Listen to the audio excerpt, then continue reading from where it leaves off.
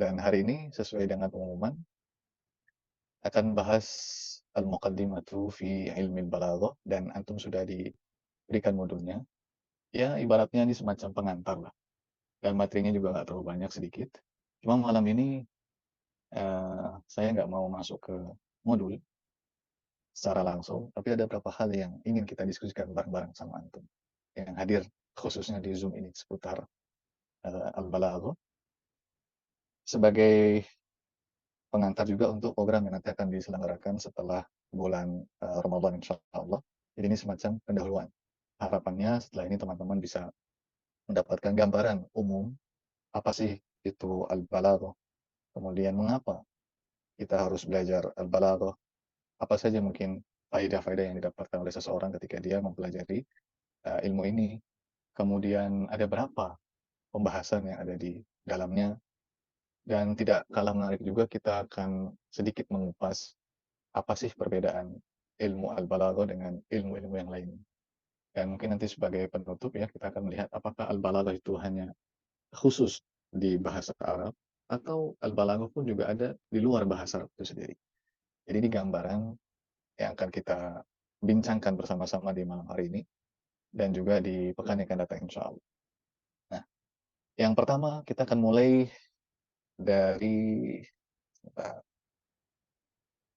ada sebuah pertanyaan. Nanti teman-teman, saya harap antum bisa ini ya, berinteraksi, cuma supaya tertib dan supaya kita bisa saling mengambil faedah dengan baik, mohon tidak ada yang membuka mic sampai diizinkan untuk membuka. Ya, terus yang kedua, kalau sudah selesai, mohon langsung matikan mic. Ya, kecuali kalau misalkan antum ditanya bareng-bareng, antum buka mic bareng-bareng rame-rame boleh, nggak ada masalah. Tapi kalau misalkan nanti kita minta tertib, nah antum mohon bisa ikuti aturannya dengan tertib, kemudian aktifkan fitur angkat tangannya. Jadi supaya jelas siapa yang mau bicara, supaya tahu, supaya bisa nanti dipanggil satu persatu sesuai namanya. Nah, ada beberapa pertanyaan, atau bukan beberapa pertanyaan, beberapa hal yang ingin kita diskusikan bersama sebelum kita masuk ke modul. Itu modul nanti belakangan lah. Nah, soalnya ini. Mau jawab, angkat tangan dari sekarang. Dengan bahasa Indonesia boleh, dengan bahasa Arab boleh, atau mau campur-campur boleh, bebas. Sesuka yang antum inginkan. Ya. Pertanyaan dengan bahasa Indonesia, bagaimana menurut antum dan antunna al-balaghah itu sendiri? Apa pendapat antum dan antunna terkait al-balaghah? Itu kita tambahkan satu. Ma ra'yuka fil balaghah? Hmm, baik. Sudah ada yang angkat tangan? Baru satu. Silakan saudara eh boleh antum angkat tangan itu nanti kita persilakan nanti antum bisa berbicara. Saudara Vicky Chandra, silakan. Hmm. Baik, terima kasih kesempatannya Ustadz. Balaghah adalah kemampuan untuk menyampaikan maksud dan tujuan dengan kalam yang fasih, yang jelas, yang mudah dimengerti, dipahami, dan sesuai dengan tujuan yang diinginkan, Ustadz. Baik, barakallahu fiik. Berikutnya ya, nanti itu boleh bebas bilang saya hubungan saya sama balaghah kurang kurang harmonis Ustaz, boleh. Atau sedikit harmonis gitu, nggak ada masalah. Apa yang antum merasakan, sampaikan aja. Kemudian saudari, mohon maaf kalau salah ya, saudara atau saudari, dia Salsabila. Ya, baik Ustaz. Jadi ilmu balaghah itu ilmu yang membahas tentang dasar-dasar. Afwan. Sekali lagi saya nggak nanya apa itu al-balaghah secara khusus. Pertanyaannya, bagaimana hubungan atau menurut Anda itu, bagaimana al-balaghah itu? Maksudnya, apakah dia mudah, ataukah tidak, ataukah gimana? Tapi kalau mau menyampaikan terkait apa al-balaghah boleh. Ya, silakan. Ya, Silakan. dia itu untuk memudahkan kita di dalam membuka atau menyingkat perkataan bahasa Arab itu secara halus atau teliti. Sudah? Sudah. Baik, barakallahu fiik. Kemudian saudara atau saudari Nur Rahmani. Terima kasih sebelumnya Ustaz. Menurut saya ilmu balaghah adalah ilmu bagaimana dengannya kita bisa mengolah kata atau susunan bahasa Arab menjadi indah dengan makna yang lebih jelas. Baik, barakallahu fiik. Kemudian afwan. Nanti yang sudah jawab matikan mic kemudian turunkan tangan ya. Saudari Tia Ramadina.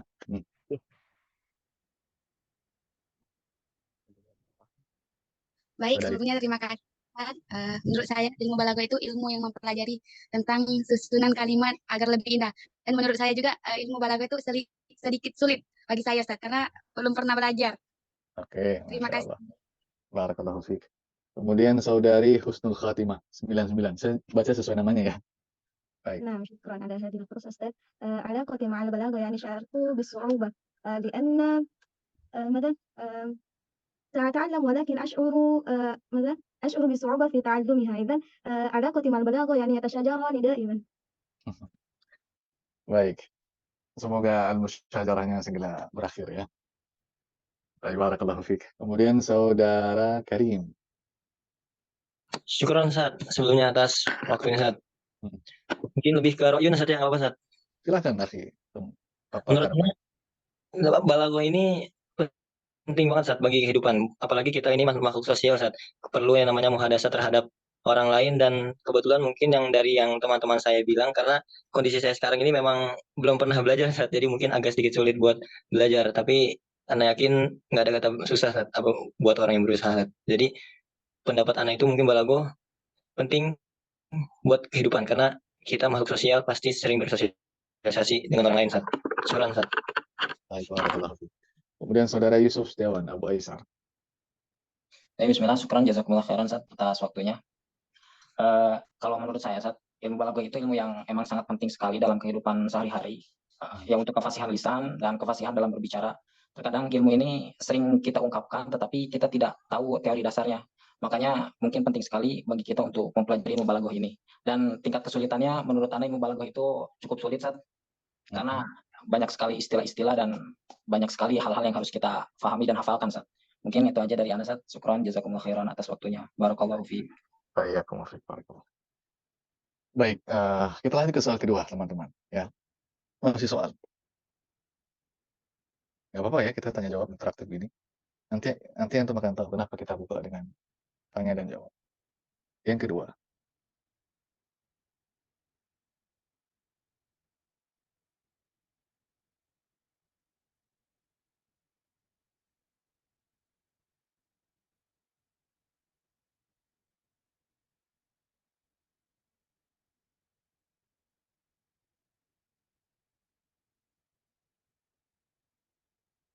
Nah, ini pertanyaan yang kedua. Kita langsung to the point sekarang.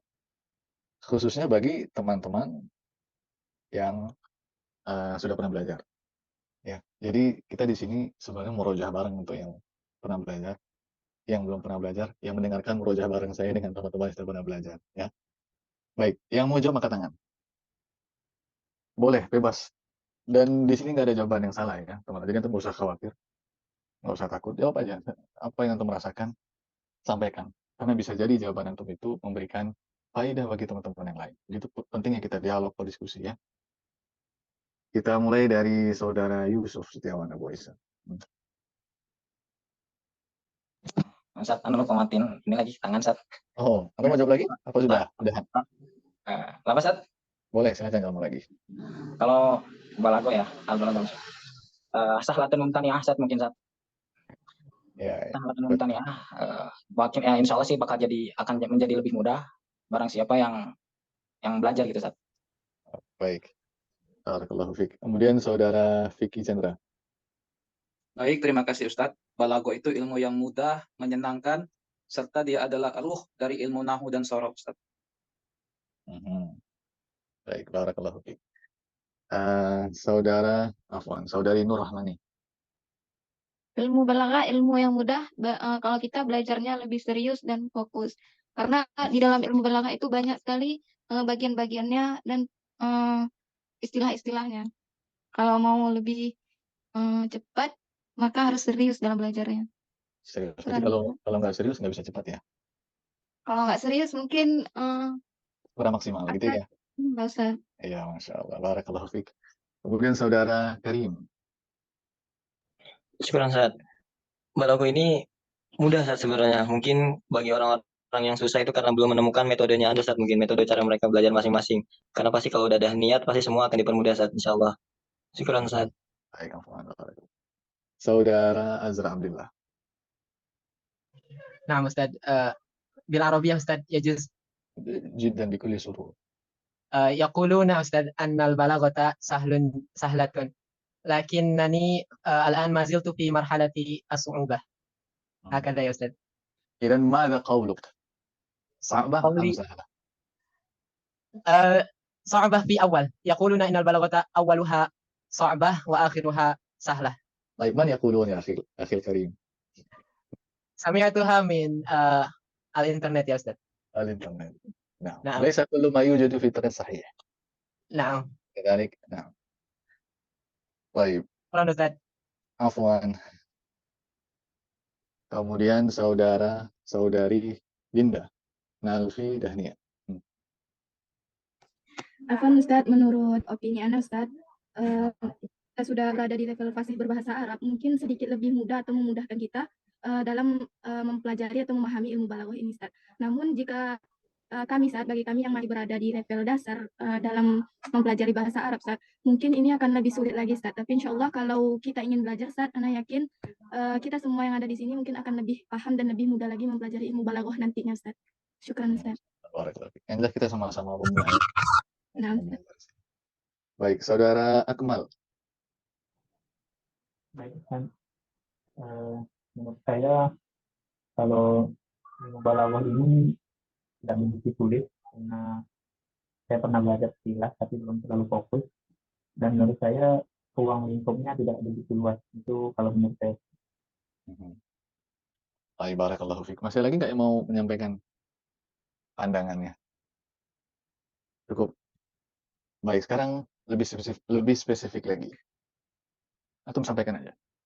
Bagi yang merasa susah ketika belajar al-balaghah, kira-kira apa sebabnya? Ikhwani wa akhwati, hafizakumullah wa baraka fikum. Antum angkat tangannya. Menurut antum yang sudah pernah belajar, lalu ketika antum belajar, entah sekarang sudah lama atau mungkin baru, lalu antum menemukan kesulitan, apa faktor yang membuat antum merasa sulit itu? Apa sih? Coba kasih tahu ke kita. Baik, saudari Husnul Khatimah. شكرا أستاذ. برأيي يعني معاني المفردات أستاذ. يعني طيب. هناك مفردة واحدة ولكن معناها كثير جدا، وفي بلاغة هذا صعبة.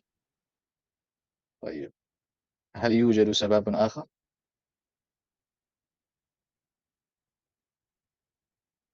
saudari Husnul? لا يوجد أستاذ. شكرا. Lebih ke ini ya, makna yang ada di kosakata. Kita tulis. Bisa nggak kasih contohnya apa misalkan? Dalam hal apa kosakatanya itu? نسيت أستاذ.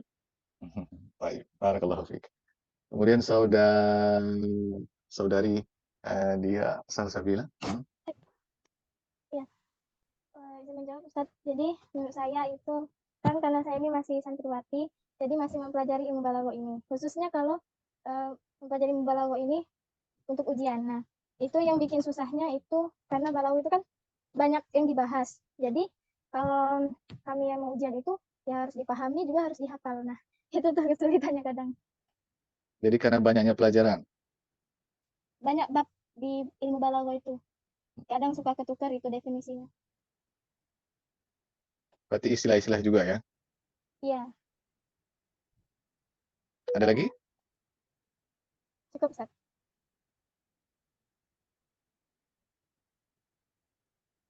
Barakallahu fiik. Kemudian saudari Hanifah Iskandar Aziz. Kalau menurut saya Ustaz, mungkin lebih karena belum tahu tujuan mempelajari balaghah itu untuk apa gitu. Dan bahasanya terlalu tinggi. Apa maksudnya tinggi? Bahasanya yang tadi seperti dikatakan sama kakak, apa tadi? Makna-makna padatnya yang sulit Ustaz. Sulit. Kenapa bisa sulit? Maksudnya ada apa dengan kosakatanya? Kosakatanya jarang dipakai di sehari-hari Ustaz. Di mana ditemukan kosakata itu? kayak seperti sholat kan Oh, syalil. baik, baik, baik. Barakallahu fiik. Saudara Vicky Chandra. Baik, terima kasih kesempatannya Ustadz. Kalau dulu saya pernah belajar Ustadz, kesulitan yang saya temukan itu dari segi misalnya pengajar itu hanya membacakan kitab saja. Jadi kita kurang tergambar. Nah, ketika kita melihat kitab-kitab yang punya skema, yang punya diagram seperti Kaifa Nutqin fi Ilmil Balagho itu lebih memudahkan Ustadz. Terima kasih. Berarti turuqut tadris. Nah, Ustaz. Nah, kalau hanya seperti syarah usul balago atau syarah fi ilmil balago yang hanya membacakan teks saja, rasanya sulit untuk tergambar secara utuh apa itu balago seperti itu, Ustaz. Baik, barakallahu fiik. Kemudian saudari Marcella Zahrani. Iya Ustadz. Jadi kalau balago itu kadang suka bingung gitu mau nyusun katanya dan banyak istilah-istilah juga. Jadi kalau misalnya mau nyusun kata tuh kayak harus berpikir panjang gitu. Contohnya tuh kayak gini. Saya duduk di atas kayu. Nah kayunya itu kan banyak makna ya Ustadz. Kayak kursi gitu. Jadi agak sulit sih menurut saya. Baik. Barakallahu fiik. Kemudian siapa lagi? Saudara Karim. Oke, Ustaz, syukron. Mungkin dulu itu yang sempat pernah belajar udah lama sekali, kisaran 7 tahun lalu. Itu yang kesulitan yang Ana alami itu ketika kita ini masih sudah dipahami, masih sudah dijelaskan oleh pengajar. Namun ketika kita bertemu dengan di realitanya gitu, contohnya kayak misalkan kita sudah diajari tentang kias atau tentang yang di bab awal dari balagoh itu, nah ketika kita dalam berbicara itu ketemu hal tersebut, kita bingung ini masuknya ke bab mana, karena yang pernah diajari itu hanya seperti yang saudara Vicky tadi jelaskan itu kadang ustadznya hanya sekedar mempencet teksnya aja gitu Ustaz, tanpa lebih mendalam gitu Ustaz. Syukran Ustaz. Ada lagi nggak yang mau curhat? Bagi yang merasa susah. Masih ada nggak? Kasih kesempatan. Atau antum merasa sudah terwakili dari jawaban-jawaban teman-teman antum? Sudah nih semuanya. Baik. Sebelumnya saya ucapkan terima kasih ya teman-teman yang sudah mau berpartisipasi menyampaikan pandangannya. Ada satu pertanyaan lagi. Habis itu baru kita jelaskan mengapa ini kita sampaikan ke antum. Pertanyaan sederhana.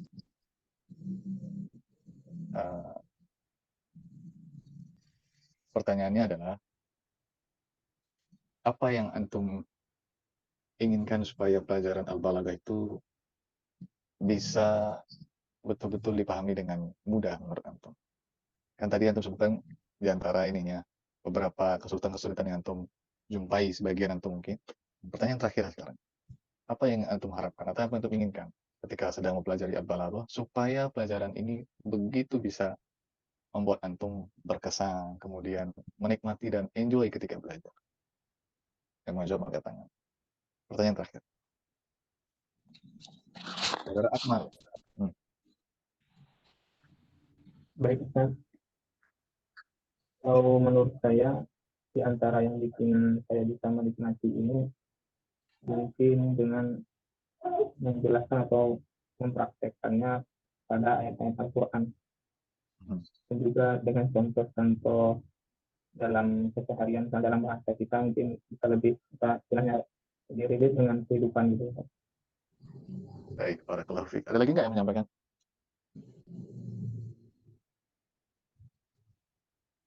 Saudara Karim.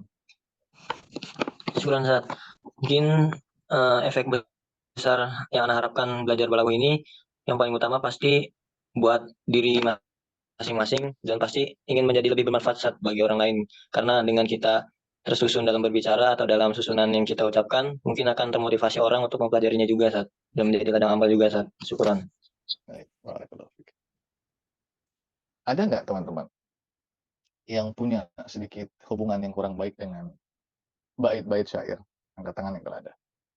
Jadi ketika antum belajar nih, mulai belajar Al-Balaghah, dihadapkan dengan begitu banyak bait-bait syair, dan ternyata bait-bait syair itu menjadi momok buat antum yang lagi belajar Al-Balaghah. Ada nggak yang merasakan seperti itu?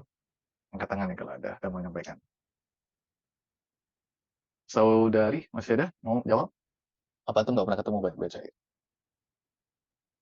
Saudari Dia Sarsabila. Ya Ustaz, saya sendiri merasakan ya, karena tadi kan itu perbabnya kan banyak tuh kan yang dibahas, jadi suka ketukar gitu. kadang ingatnya ini masuk di bab mana ya, contohnya kayak gini, kadang kayak gitu tuh ketukan. Baik, barakallahu fiik. Saudara Akmal. Baik, kan. Jadi memang kalau sudah masuk menggunakan contoh syair, memang saya agak merasa kesulitan karena memang mungkin itu ilmu arusnya atau ilmu berhubungan dengan syairnya saya masih belum begitu memahami. Baik, barakallahu fiik. Saudari Fuji Astuti Ladiani. Siap, izin menjawab Ustaz. Tadi kan terkait syair-syair yang pernah didengar ya. Sebelumnya pernah belajar balago juga gitu tentang majaz, dan kalau tentang syair tuh ada gitu ya di salawat yang tentang Rasulullah yang anta syamsu anta badrun, itu kan sebuah majaz yang memuji Rasulullah ya. Jadi itu kan termasuk juga ilmu balago gitu. Jadi sangat menarik untuk dipelajari lagi gitu, meskipun dulu belajar belum terlalu paham, tapi apa ya udah tertarik dari awal gitu, meskipun nggak terlalu paham banget. Tapi ternyata syair-syair atau salawat-salawat itu juga termasuk ilmu balago yang maknanya itu dalam gitu. Mungkin itu sih Ustaz. Terima kasih. Baik, barakallahu fiik. Ya, jadi terima kasih banyak nih teman-teman untuk apa yang Tom utarakan di sesi yang baru saja kita dengarkan. Paling tidak kita bisa melihat, meskipun mungkin tidak semuanya, tapi ada sebagian yang mungkin merasa hal tersebut. Jadi al-balaghah itu masih menjadi, ya sedikit tanda kutip, momok bagi sebagian teman-teman yang belajar. Atau ada yang mungkin belum bisa merasakan kenikmatan belajar al-balaghah, atau bisa juga ya hubungannya kurang harmonis lah ya dengan al-balaghah itu sendiri. Dan itu banyak sekali faktornya, dan mungkin beberapanya disampaikan tadi oleh beberapa peserta yang tadi yang menyampaikan. Nah, cuma secara umum teman-teman sekalian, saya ingin sampaikan ke antum semua. Sekarang saya tanya, antum jawab boleh rame-rame nih bareng-bareng. Ya, rame-rame nih, siap-siap. Kalau saya bilang besok hari Rabu loh, benar apa salah kira-kira? Salah. Baik, cukup. Sekarang, besok hari Selasa loh, benar apa salah? Benar. Cukup, matikan dulu mic-nya, semuanya matikan dulu mic-nya. Nah, terus ternyata ada mungkin di antara orang yang menjawab dia nggak percaya. Jadi ketika tadi kita bilang besok hari Selasa loh, dia nggak percaya. Masa sih besok hari Selasa? Enggak. Kira-kira kalau saya ucapkan dengan kalimat yang sama, besok hari Selasa, orang yang tadi nggak percaya itu akan berubah pendirian atau tetap saja pada ketidakpercayaannya, teman-teman? Tetap atau berubah pendiriannya kira-kira? Berubah. Dengan ucapan yang sama. Tetap pada pendiriannya. Tetap ya. Baik, sekarang kalau saya ubah. Tadi kan kita bilang besok hari Selasa. Terus dia bilang, masa sih besok Selasa? Saya nggak percaya. Nah, kita tambahkan sekarang. Beneran, besok itu hari Selasa. Nah, kira-kira orang yang tadi nggak percaya itu atau ragu-ragu, ada kemungkinan nggak dia akan berubah? Ada kemungkinan nggak dia akan berubah? Ada. Antum pernah nggak mengalami dalam kondisi seperti itu? Ketemu orang yang meragukan apa yang antum ucapkan? Pernah nggak?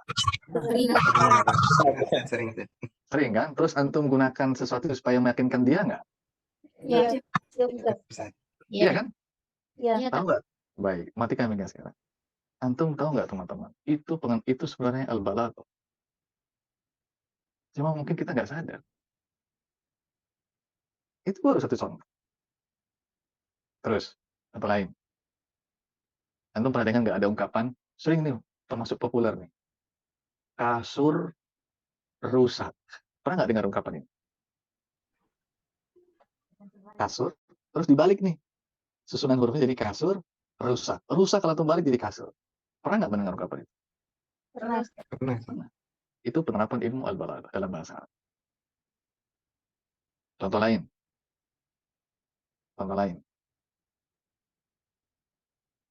Antum lagi di stasiun kereta. Mau berangkat misalkan dari Jakarta, mau ke Yogyakarta misalkan. Antum udah ke stasiun Gambir. Sama teman antum. Berdua. Naik kereta eksekutif. Ya. Nah, ternyata pada saat antum sudah masuk, sudah check-in ke atas, ya, tinggal nunggu kereta datang. Nah, salah satu teman antum ini ternyata haus dia. Dia mungkin mau beli kopi deh. Ya, entah mau kopi yang ada kenangan atau kopi yang ada jiwa-jiwanya, nggak tahu, terserah dia mau beli lah untuk perjalanan menemani dia safar dari Jakarta ke Yogyakarta. Akhirnya dia turun ke bawah. Nah, ketika baru turun atau mau turun, tiba-tiba kereta antum ini datang. Dan kita ketahui bersama, kereta itu mungkin kan waktu tunggunya kan nggak terlalu lama ya di stasiun, mungkin hanya berapa menit gitu. Ada kalanya demikian. Nah, antum tahu nih kereta antum yang akan buat safar itu datang. Dan antum juga tahu teman antum baru aja turun. Ya istilahnya belum terlalu jauh lah, antum masih bisa melihat punggungnya gitu. Nah, di kondisi begitu, mana yang antum lakukan? Pertama, antum bilang teman antum, keretanya datang. Ya. Atau yang kedua, antum bilang, wahai sahabat, akan turun ke bawah beli kopi, kereta itu sudah datang. Nah, di kondisi demikian, mana yang antum lakukan? Menyebut yang pertama secara ringkas atau yang kedua? Yang pertama. Yang pertama, Ustaz. Yang pertama. Iya. Karena kalau antum sebut yang kedua, bisa jadi keretanya udah pergi itu. Ya nggak? Atau kelamaan. Ya. Itu salah satu contoh penerapan ilmu al-balagh. Yang lain. Misalkan antum ditanya. Ini sering, ini paling mudah dan paling insya Allah antum semua pasti tahu. Dan mungkin banyak yang nggak sadar. Kalau itu adalah al-balagh. Antum ditanya, Masmuk? Lalu antum jawab, Muhammad. Lihat jawabannya, Muhammad. Antum tahu nggak? Itu ada nilai al-balagh di situ. Apa? Ada kata yang dihilangkan. Apa yang dihilangkan teman-teman di jawaban antum? Kata apa yang dihilangkan? Ismi dihilangkan. Dan di al-balagh ada pembahasan itu. Jadi sebenarnya antum semua yang belajar bahasa Arab itu sudah pernah belajar al-balagh. Cuma mungkin nggak sadar aja. Nah inilah yang kita sampaikan ke antum, bahwasanya al-balagh itu mawjudatun fi hayatina liyawmiyah. Dia ada di kehidupan sehari-hari kita, teman. Dan banyak sekali prakteknya. Cuma mungkin kita belum ngeh aja tuh. Belum sadar kalau ternyata itu bagian dari al-balagh. Nah, itulah yang ingin kita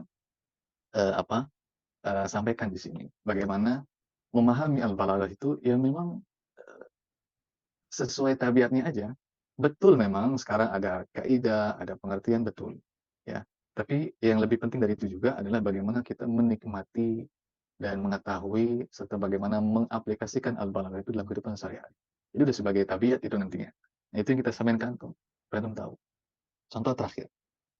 Dan ini sering nanya, jadikan contoh buat banyak orang.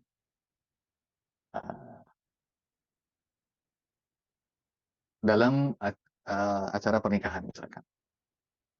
Biasanya kalau acara pernikahan itu nih kalau kita bicara secara umum ya, itu bahagia atau sedih kalau acara pernikahan? Bahagia, Ustaz. Bahagia kan? Itu sebagian besar orang nikah itu pasti bahagia. Ya, baik putra ataupun putri. Nah, momentum bahagia. Itu biasanya diundang kan? Diundang datang ke salah satu pernikahan teman misalkan. Datang sampai lalu ada sesi ketemu pengantin nih. Yang putra dengan putra, yang putri sama putri. Ada sesinya ketemu. Nah, akhirnya antum ngantri naik ke panggung, ke pelaminan itu. Akhirnya tibalah waktu antum bertemu dengan teman antum yang sekarang jadi pengantin pria. Ya, nah, ini kondisi bahagia.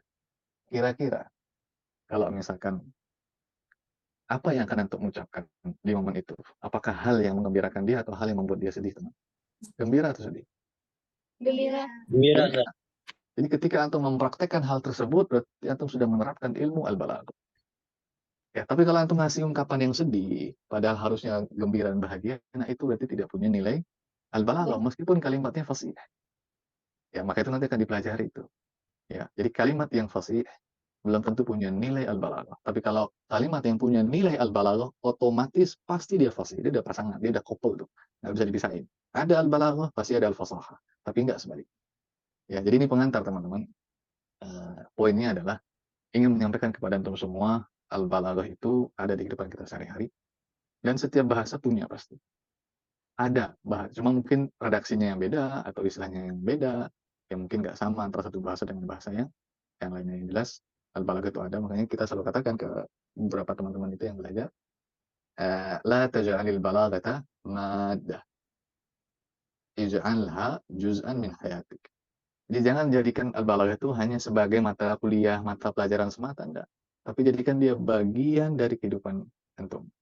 Jadi kalau antum udah merasa bagian dari kehidupan, udah antum menikmati. Betul ada yang kesusahan dikit-dikit, ya wajar namanya orang belajar pasti ada hal yang memang kita butuh berpikir. Tapi ujungnya nanti insya Allah akan mudah. Maka tadi alhamdulillah sebagian besar antum menyampaikan dia mudah.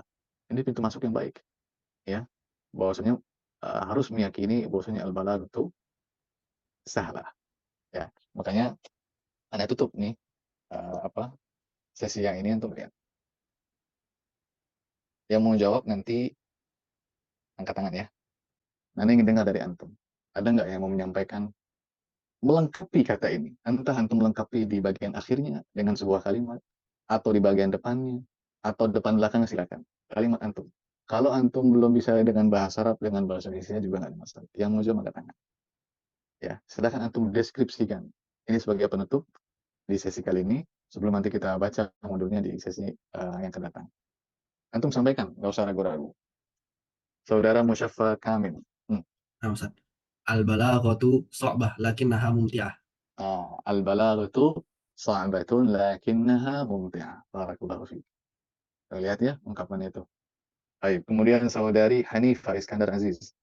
Innal balaghata sahlah. Innal balaghata sahlah. Barakallahu fiik. Saudara Karim. Al-balaghatu muhimmatun lana fi kulli hayatina. Al-balaghatu muhimmatun lana fi kulli hayatina. Nah, ada lagi nggak yang lain?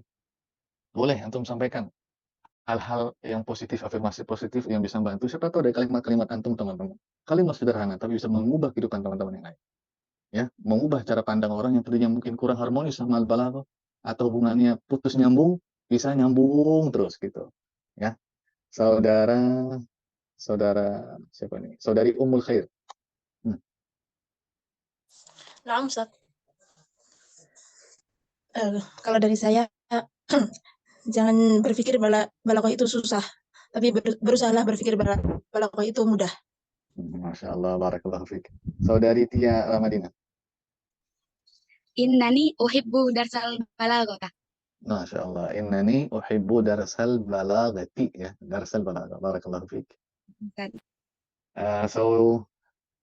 Saudari atau saudara Miss Giati, saudari sepertinya. Silakan. Ana Ustaz. Al-balaghatu anfasu syu'ara. Al-balaghatu Anfasu syu'ara. Apa? Nggak, kurang jelas. Al-balaghatu anfasu syu'ara. Anfus. Balaghah adalah nafas para penyair. نعم صحيح بارك الله فيك. أنا الشاعر دائما عنده البلاغة. Kemudian saudari Razahra, ayo kita buat bahasa tumpuat ya, seputar al-balaghah. Siapa tahu itu bisa mengubah banyak cara pandang orang. Tafadhali. Razahra, saudari Razahra. Nah, Ustaz. Menurut Anda balaghah itu indah dan menarik, layaknya sastra Indonesia yang butuh effort, butuh usaha untuk menciptakan balaghah itu sendiri. Itu aja sih, Ustaz. Barakallahu fiik. Ya, indah dan menarik ya. Saudara Abu Usaim. Baik Ustaz. Innal balaghata muhtajun fi kulli halin. Muhtajatun fi kulli hal. Baik, barakallahu fiik. Kemudian saudari Hana Aulia. Nah, Ustaz. Al-balaghatu fi qalbi abadan. Al-balaghatu fi qalbi abadan. Nah. Barakallahu fiik. Saudara Rifki Rustan. Bismillahirrahmanirrahim. Darsul balaghah sahlah indama an nakuna mujtahidan fi ta'allumiha. Al-balaghatu sahlatun indama najtahidu fi dirasatiha. Masya Allah, barakallahu fiik. Ada lagi nggak yang lain yang mau menyampaikan lagi?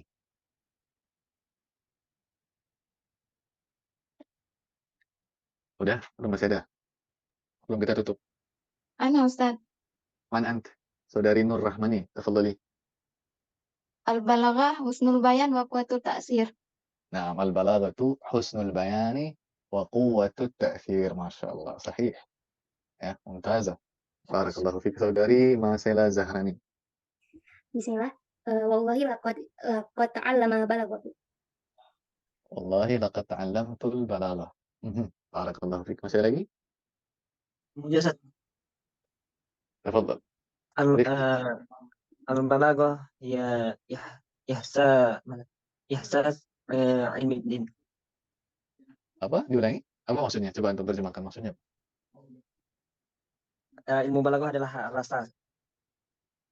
Rasa. Nah, Masya Allah, barakallahu fik. Nah, syu'urun wa ihsas. Masih ada lagi? Cukup. Baik. Sebagai penutup ada ungkapan, sebenarnya banyak ungkapan indah ya terkait al-balaghah. Semua kita pilihkan salah satu, dan ini salah satu bukunya juga karya-karya beliau saya pribadi suka baca ya, dan beliau termasuk orang yang mutafannin, artinya banyak memiliki karya ilmiah di banyak bidang, meskipun secara khusus beliau punya spesialisasi di bidang al-qiraat. Dan beliau salah satu dosen di Jami'at Ummul Qura. Beliau mengatakan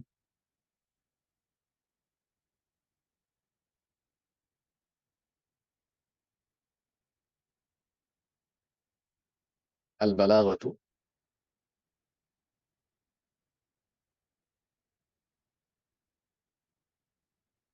fasahatun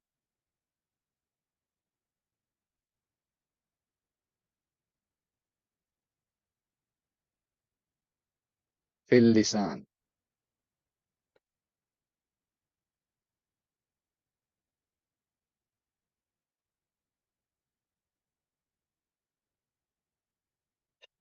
wa dhawqun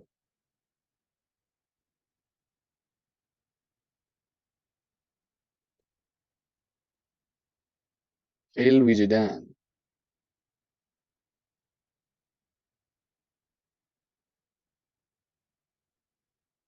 wa mut'atun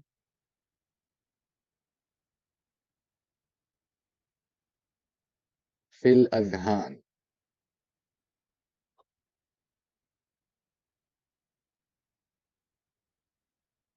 Nah, ini kalimat penutup di sesi kita. Jadi al-balaghatu fasahatun wa dhawqun wa mut'ah.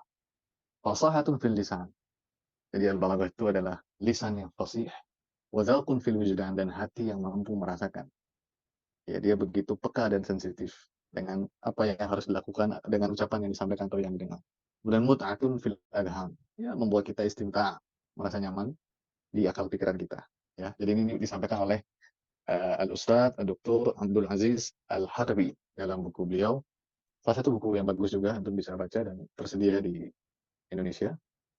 Ada PDF-nya juga sudah ada juga. Judulnya Al-Balaghatul Muyassarah. Al-Balaghatu Al-Muyassarah. Karya beliau sampaikan ini di bagian awal. Al-Balaghatu fasahatun fil lisan wa dhawqun fil wujdan wa mut'atun fil adhan. Kalau sudah sampai begini indahnya teman, maka nggak ada yang sulit insya Allah. Ya, kita akan menikmati pelajaran balaghah sesuai dengan tema-tema pembahasannya yang ada di setiap masing-masing disiplin ilmu al-balaghah. Baik, sampai di sini dulu ya teman-teman sekalian. Nanti kita ketemu lagi, kita baca nanti modulnya pekan depan. Jadi sengaja kita mau tanya jawab karena ingin berinteraksi sama antum, karena yakin banyak faedah yang bisa dipetik dari apa yang antum sampaikan, baik untuk diri pribadi maupun buat teman-teman yang mendengarkan. Terima kasih banyak untuk kehadiran antum semua malam hari ini dari awal sampai akhir. Terima kasih juga untuk semua partisipasinya, baik yang langsung ataupun yang mungkin tidak secara langsung. Semoga kita bisa ketemu lagi pekan depan. Langsung masuk ke modul nanti yang kita bahas, apa itu al-fasahah dan apa itu al-balaghah secara khusus, beserta tambahan-tambahan dan contoh-contoh dalam pembahasan yang ada di cabang-cabang ilmu al-balaghah. Subhanakallahumma bihamdik, asyhadu an la ilaha illa ant, astaghfiruka wa atubu ilaik. Wa sallallahu wa sallam wa baraka ala nabiyyina Muhammad wa ala alihi wa sahbihi. Yassarallahu umurakum wa baraka fi wa tam'ana qulubakum. Wassalamualaikum warahmatullahi wabarakatuh. Baik, hari ini sesuai dengan agenda, insya Allah kita akan bahas sedikit berkaitan dengan al-muqaddimatu fi ilmil balaghah. Dan ada 2 poin penting yang akan kita petik atau yang akan kita ambil di sini. 2 hal mendasar itu yang sering disebut dengan al-muqaddimah. Sebelum masuk ke ulumul balaghah, harus tahu al-muqaddimah yang berkaitan dengan 2 hal, al-fasahatu wal balaghah. Dan sudah ada modulnya, sudah ada dibagikan ke antum semua. Kita mulai dari sini, teman-teman. Ya, sudah dibuat sedemikian ringkas, tujuannya memang ingin membuat pelajaran itu menjadi lebih mudah. Kita mulai poin yang pertama. ad-darsul awal al-fasahah. Kita akan bahas apa yang dimaksud dengan al-fasahah. Lalu mengapa kita mendahulukan al-fasahah, lalu mengakhirkan al-balagh. Padahal kadang-kadang mungkin kita jumpai di beberapa buku atau mungkin di beberapa pembahasan, ada yang mendahulukan al-balagh baru al-fasahah. Atau di sini sebaliknya. Dan nanti akan kita terangkan mengapa demikian. Yang pertama, apa itu al-fasahah? Al-fasahah secara bahasa, secara lughah, secara bahasa di maknanya al-bayan wa dhuhur. Makna secara bahasa. Artinya sesuatu yang jelas, nampak, terlihat. Ya. Dan dia bentuk masdar dari fi'il fasuha yafsuhu fasaha. Ini dari bab yang kelima. Jadi al-fasahah ini bentuk masdar dari fi'il fasuha yafsuhu.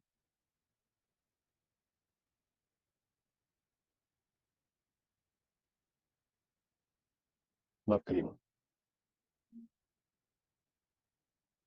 Lalu ada penggunaan misalkan ada sebuah kalimat misalkan begini. Afsaha as-sabi.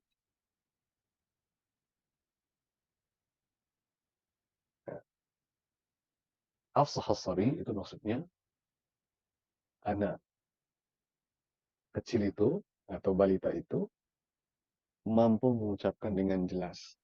Ucapannya itu bisa dipahami. Sehingga dikatakan afsahas sabi. Jadi dipakai. Jadi kalau nanti antum ketemu anak-anak kecil, lalu ketika dia berbicara atau berbincang itu jelas, antum bisa paham. Dan misalkan mengatakan makan, minum, mau makan, misalkan, dan memang kita paham, maka kita katakan kepada anak itu afsahas sabi. Ya, itu dipakai di situ. Lalu ada juga yang terkenal juga dikatakan afsaha as-subh. Ada juga ini. Afsah as-subh itu maksudnya kapan sih dikatakan subuh itu afsah? Ketika terlihat. Jadi ketika waktu masuk subuhnya sudah jelas, yang sudah kelihatan, maka dikatakan afsah as-subh. Dan yang terakhir ada ungkapan juga yang cukup populer yaitu afsaha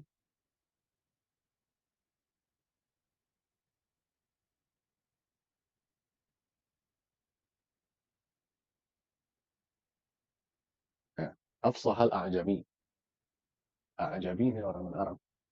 Kapan dia dikatakan afsahal a'jami? Ketika dia mampu menjelaskan apa yang dia inginkan. Jadi dikatakan afsaha al-a'jami.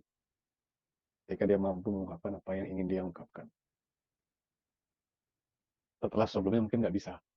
Ya, setelah belajar, akhirnya bisa mengucapkan dengan baik, bisa menjelaskan apa yang diinginkan, maka dikatakan afsahal a'jami.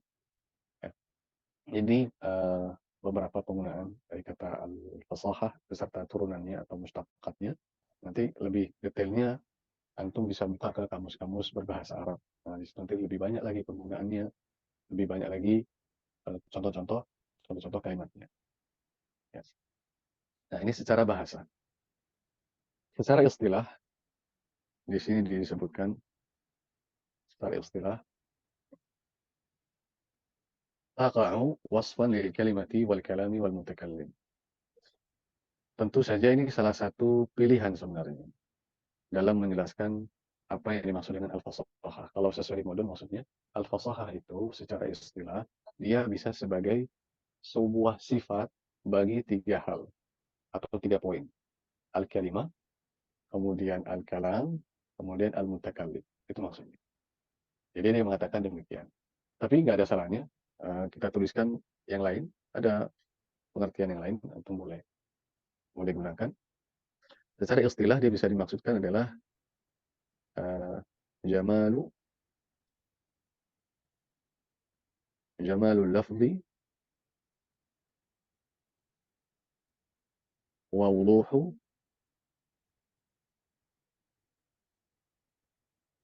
makna وسلامة بنائه. Nah, ini diantara penjelasan al-fasahah secara istilah. Jadi ada banyak versi, ada banyak ragam.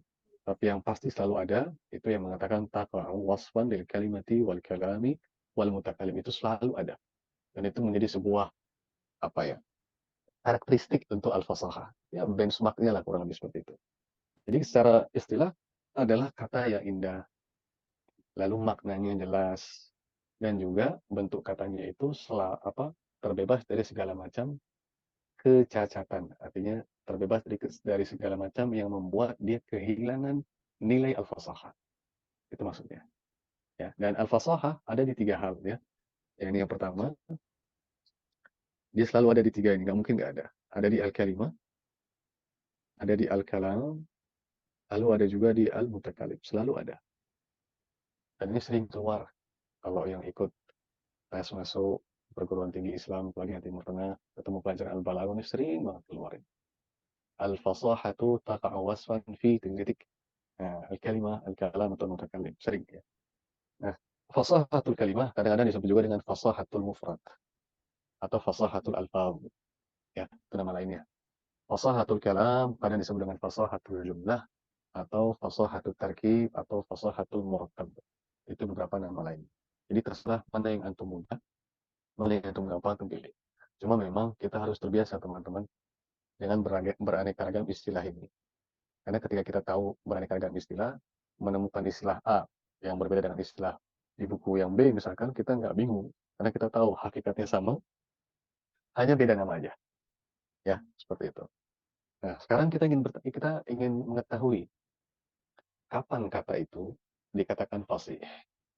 Mata takunul kalimatu fasihah. Lalu nanti kita akan belajar mata yakunul kalamu fasihah.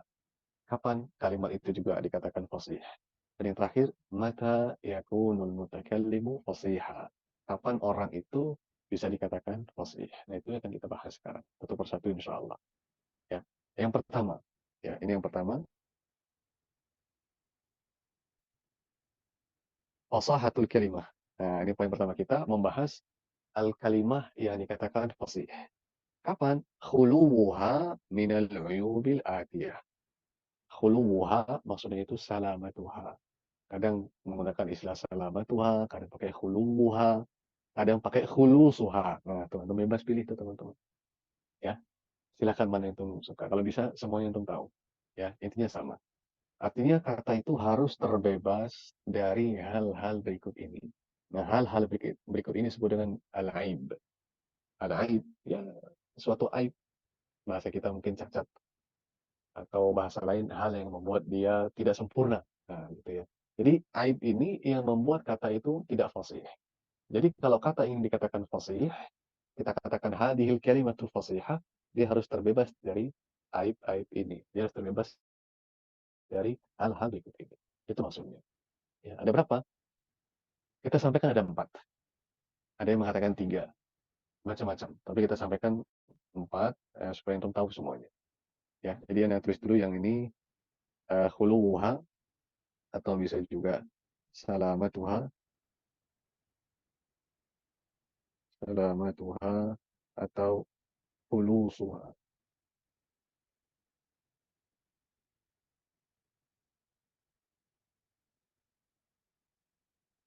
Minal uyubil atiyah. Nah, ini nanti aibnya ada 4 di sini. 1, 2, 3, 4. Nah, inilah yang sering disebut dengan istilah uyubul kalimah. Uyub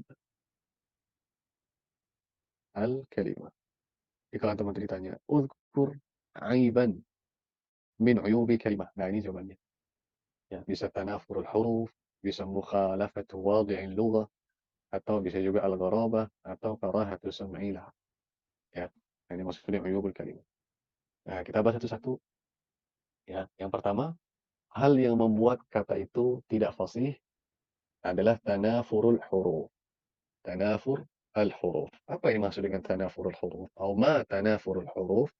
An takuna al-kalimatu thaqilatan 'ala al-lisan. Jadi kata itu berat di lisan. Wa yas'ubu 'ala al-mutakallimi nutquha. Lalu membuat orang yang mengucapkannya itu susah. Jadi sudah berat di lisan, kemudian juga susah diucapkan. Contohnya adalah kata al-ghash. Ghash maknanya al-mawdi'ul khashin, tempat yang keras, yang kasar, al-mawdi'ul khashin. Ini al-ghash, ini katanya berat dan juga susah diucapkan. Dan banyak contoh-contoh lain, ya, misalkan ada kata yang terkenal ini al-huwa, huwa, yang begitu terkenal sekali, hampir di buku-buku ada.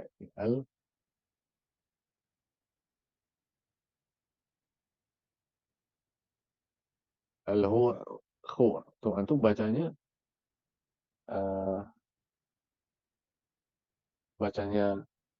berat, terus agak susah tuh.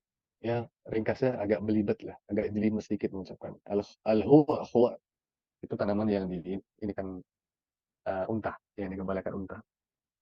Ya. Atau salah satu nama tumbuhan yang ada di padang pasir, dari tanaman-tanaman yang tumbuh di padang pasir itu al-huwa. Nah, jadi ini berat diucapkan. Ya. Ada lagi nggak? Ada lagi, misalkan ini mustashzirat. Nah, ini juga yang terkenal.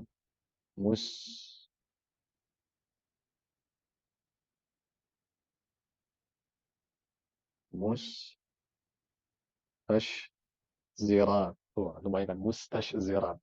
Bacanya coba aja. Agak berat, susah. Mustashzirat artinya murtafa'at, tempat yang tinggi, dataran tinggi. Ya, jadi ini beberapa kata yang memang susah, sukar diucapkan.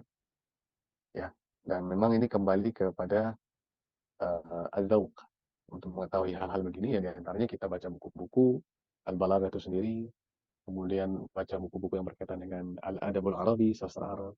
Ya, nanti kita akan tahu beberapa katanya yang masuk kategori tanafur al-huruf. Ini secara umum seperti itu, ya. Dan biasanya contohnya nggak jauh-jauh beda, hanya seperti itu saja. Ini al-aibul awal, yang pertama. Al-aibul thani, yang kedua, hal yang membuat kata itu jauh dari kata al-fasahah adalah mukhalafatu wadi'in lughah. Artinya tidak sesuai dengan aturan main bahasa Arab yang lebih spesifik dalam ilmu asar. Ya, dalam ilmu asar. Nah, contohnya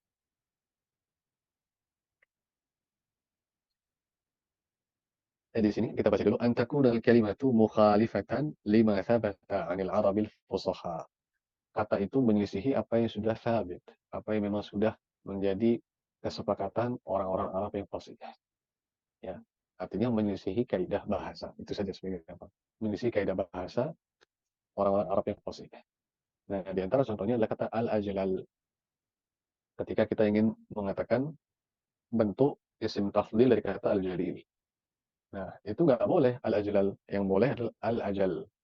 Ya, jadi nggak boleh seperti itu. Harus al-ajal. Ya, karena ada huruf lam yang sama, dua huruf yang sama, persis semuanya. Nah, itu secara kaidah dalam ilmu asraf harus digabungkan di idgham. Ya, sama seperti kata qalil. Qalil, antum ingin buat dia dalam bentuk ini. Nah, kita tulis dulu. Bentuk tafdhil, lalu antum katakan al-aqlal, misalkan al-aqlal. Nah, ini mengisi kaidah sarf. Nggak boleh, harusnya al-aqal. Nggak boleh begini. Ya, nggak boleh seperti itu. Lalu misalkan ada kata dhanna yadhinnu, artinya bakhila yabkhalu. Ini ada contohnya. Lalu antum katakan untuk yang dhamir hum misalkan dhaninu.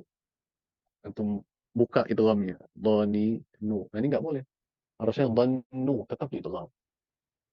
Ya, seperti itu. Atau contoh lain misalkan ada kata maudad. Maudadah. Maudadah ini tidak fasih. Harusnya mawaddah. Ya, karena huruf dalnya sama. Harusnya mawaddah. Maka harusnya kita katakan mawaddah. Jadi, poin kedua itu kalau menyelesaikan kaidah ilmu sarf yang memang sudah disepakati oleh para ahli bahasa Arab yang fasih. Lalu yang ketiga, yang membuat kata itu tidak fasih adalah al-gharabah. Apa itu al-gharabah? An takuna al-kalimatu ghaira musta'malatin fi lughatil Arabil fusahha. Kata itu nggak digunakan oleh orang-orang Arab yang fasih. Artinya sedikit sekali penggunaannya, jarang, nggak banyak, mungkin segelintir orang atau sedikit lah, nggak banyak banget. Sehingga apa? Fayuhtaju fi ma'rifatiha ila bahthin fi ma'ajimil lughah. Jadi kalau mau tahu maknanya apa, itu kita mesti cari di kamus. Saking jarangnya orang yang menggunakan, orang-orang Arab yang fasih tentunya. Nah, itu namanya al-gharabah.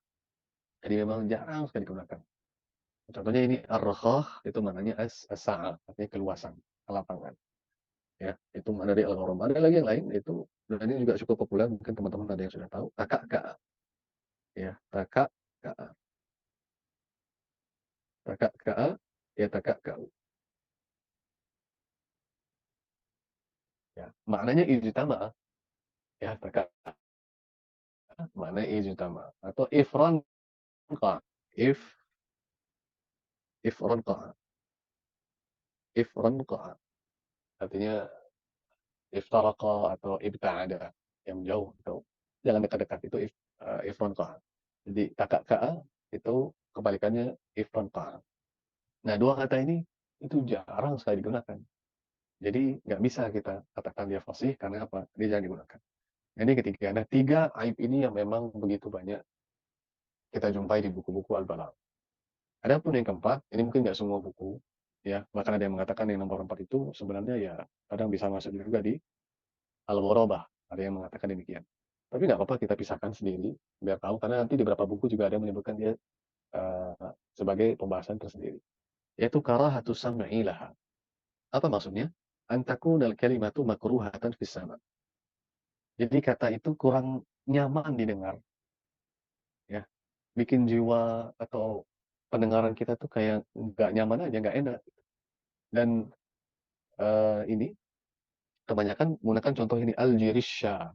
Al-jirisha itu maknanya nafs, artinya jiwa. Ya, dan al-jirisha ini nggak fasih. Karena itu, ya mereka menganggap itu tidak nyaman untuk diucapkan, nggak nyaman untuk didengar. Nah, ini contoh yang selalu ada di setiap buku yang membahas karahatus sama al-jirisha. Memang ada beberapa buku lain yang memberikan contoh-contoh lain. Nah, cuma kita cukup sama ini saja karena memang ini contoh yang hampir di setiap buku ada dan selalu itu yang dicontoh untuk pembahasan karahatus sam'ilah. Ya, jadi 4 hal inilah yang membuat kata itu tidak dikatakan fasih. Kapan kata itu harus bisa kita katakan fasih? Kalau terbebas dari semuanya tanpa terkecuali. Ya, jadi ini poin pertama, kita belajar apa itu fasahatul kalimah. Yaitu salamatuha min tanafuril huruf wa mukhalafati wadi'il lughah wal gharabah wa karahati sam'i laha. Ya, jadi gitu caranya kalau nanti ada pertanyaan terkait hal tersebut. Baik, kita lanjut dulu ya, nanti tanya jawabnya di akhir nanti insya Allah. Sekarang yang kedua, fasahatul kalam. Nah, kapan kata itu, kapan kalimat itu kita katakan fasih? Tadi kan kata. Nah, sekarang kalam. Kalam itu majmu'atun minal kalimat. Jadi jangan lupa. Jadi unsur asgar, unsuril asgaru anasiril lughah itu harf. Jadi unsur paling kecil itu harf. Nanti harf, kumpulan dari harf, majmu'atun minal huruf tukawwinu kalimah, membentuk kata. Wa majmu'atun minal kalimati tukawwinu jumlah atau kalama. Nah, nanti membentuk sebuah kalimat. Dan di sini ada 4 juga. Ya, inilah yang disebut dengan uyub al-kalam. Uyub al-kalam. Jadi kalau antum ditanya, uzkur uyub al-kalam, nah, sebutkan aja ini. Dan sama juga ada 4, kita buat 4 juga supaya gampang atau menghafalkan. Wahid, ithnan, salasa, arba. Ada yang membuat 3 juga ada. Ya, tapi kita buat 4 supaya antum hafalnya 4 gitu kan supaya enak. Nah, yang pertama tanafurul kalimat. Nah, ini kita buat selaras dengan yang di atas. Yang di atas ini tanafurul huruf. Sekarang tanafurul kalimat. Jadi supaya gampang nih menghafalnya. Ya, jadi ada tips juga ketika antum belajar. Ada hal-hal yang sekiranya memang punya poin-poin yang dikira mirip, antum jadikan satu itu. Disusun sedemikian rupa. Karena akan membantu antum dalam memahami dan menghafalkan sekaligus. Ya, jadi bisa aja kita jadikan poin nomor 2, tapi inginnya jadikan poin nomor 1 biar dia selaras itu. satu kesatuan. Yang atas tanafurul huruf, yang bawah tanafurul kalimat. Seperti itu ya. Jadi saling membantu dalam memahami. Nah, tanafurul kalimat an takunal kalimatu mujtami'atan thaqilatan 'ala lisan. Jadi tanafurul kalimat itu maksudnya kata-kata itu berkumpul dan menyebabkan susah atau berat untuk diucapkan. Ya, karena mungkin ada beberapa yang sama katanya, kemudian jenis hurufnya juga mirip-mirip, lalu diulang-ulang gitu. Itu yang membuat kata itu menjadi terlihat susah diucapkan, berat diucapkan gitu. Ya. Nah, contohnya apa ini? Karimun mata amdahu wal wara. Ya, lihat itu amdahu wal wara. Nah, ini agak susah kita mengucapkannya. Ya. Karimun orang yang mulia. Ya. Mata amdahu, kapan kita memuji orang yang dermawan itu, ya, maka nanti al-wara. Jadi alam pun juga ikut muji, ikut juga ya. Ini potongan aja ya, potongan bait. Ya, jadi kata amdahu itu yang membuat jadi tanafurul kalimat. Dan ingat bedanya apa dengan tanafurul huruf? Tanafurul huruf itu di sebuah kata. Jadi hanya huruf-huruf aja. Tapi kalau tanafurul kalimat itu di kata-kata. Sehingga apa? Membentuk sebuah satu kesatuan utuh. Amdahu. Atau yang terkenal sekali antum pasti tahu, wa qabru harbin bimakanin kafrin wa laysa qurba qabri harbin qabru. Nah, itu mirip-mirip tuh, qabru harb, makan kafir dan lain segala macamnya, itu yang membuat tanafur al-kalimat. Nah, kalau itu terjadi, maka kalimat tidak dikatakan fasih. Yang kedua adalah dha'fut ta'lif. Nah, apa yang dimaksud dengan dha'fut ta'lif? Ini ibaratnya kebalikan dari yang tadi, mukhalafatu wadhi'il lughah. Kalau tadi mukhalafatu wadhi'il lughah itu sangat berkaitan dengan ilmu as-sarf. Ya. Kalau ini nahwu. Sekarang pertanyaannya. Yang mau jawab angkat tangan ya. Yang mau jawab angkat tangan. Jangan ada yang muktamik sebelum dipersilahkan. Ada yang tahu nggak mengapa yang di fasahatul kalimah itu berkaitan dengan as-sarf, tapi yang di sini dengan fasahatul kalam berkaitan dengan ilmu nahwu? Yang mau jawab angkat tangan. Ada yang tahu nggak? Nggak apa-apa, coba. Nggak harus benar. Benar setengahnya boleh. Sepertiga boleh. Seperempat boleh. Yang mau jawab angkat tangan dulu. Dan jangan ada yang muktamik kecuali kalau udah diizinkan. Silakan. Ada nggak yang mau coba jawab? Baru satu. Ada lagi? Baik, sampai kita dengar. Silakan saudari Husnul Khatimah.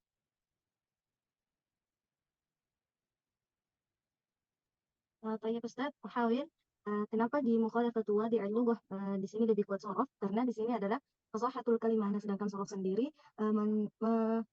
membahas tentang binaul kalimah, yakni membahas tentang akar seluk-beluknya suatu kata. Sedangkan di dha'fut ta'lif, kenapa di situ nahwu? Karena di sini membahas tentang fasahatul kalam yang merupakan majmu'ah minal kalimat. Hakadha Ustaz. Baik, barakallahu fiik. Saudara Akmal. Silakan. Jangan lupa nyalakan mic-nya. Lebih kurang tadi seperti jawaban sebelumnya, karena sorot itu berkaitan dengan huruf-hurufnya, perubahan suatu huruf-hurufnya, sedangkan nanti dari kalimat-kalimatnya dari kalaan nazar. Baik, barakallahu fiik. Ada lagi nggak yang lain menjawab? Baik, jadi jawabannya benar ya. Karena as-sarf itu yahtammu bibiniyatil kalimah. Fokusnya memang membentuk kata. Jadi yang menjadi pembahasan adalah kata itu sendiri. Makanya masuknya di fasahatul kalimah. Dia nggak ada urusannya, dia nggak punya kekuasaan, dia nggak punya ranah di bidang al-kalam. Beda sama nahwu. Kalau nahwu harus di kalimat. Artinya ketika kata-kata itu sudah tersusun dalam satu kesatuan. Ya, jadi satu tuh. Jadi nggak bisa kata per kata, tapi harus kumpulan dari beberapa kata. Maka nahwu, ya, antum nggak bisa. Misalkan antum katakan kitab, itu nahwu nggak bisa buat apa-apa. Tanda kutip ya. Kenapa? Karena dia satu kata aja. Tapi kalau antum katakan hadza kitab, nah, nahwu baru dia masuk. Gimana saya melakukan ini? Ya, dia baru bisa punya kekuasaan di situ.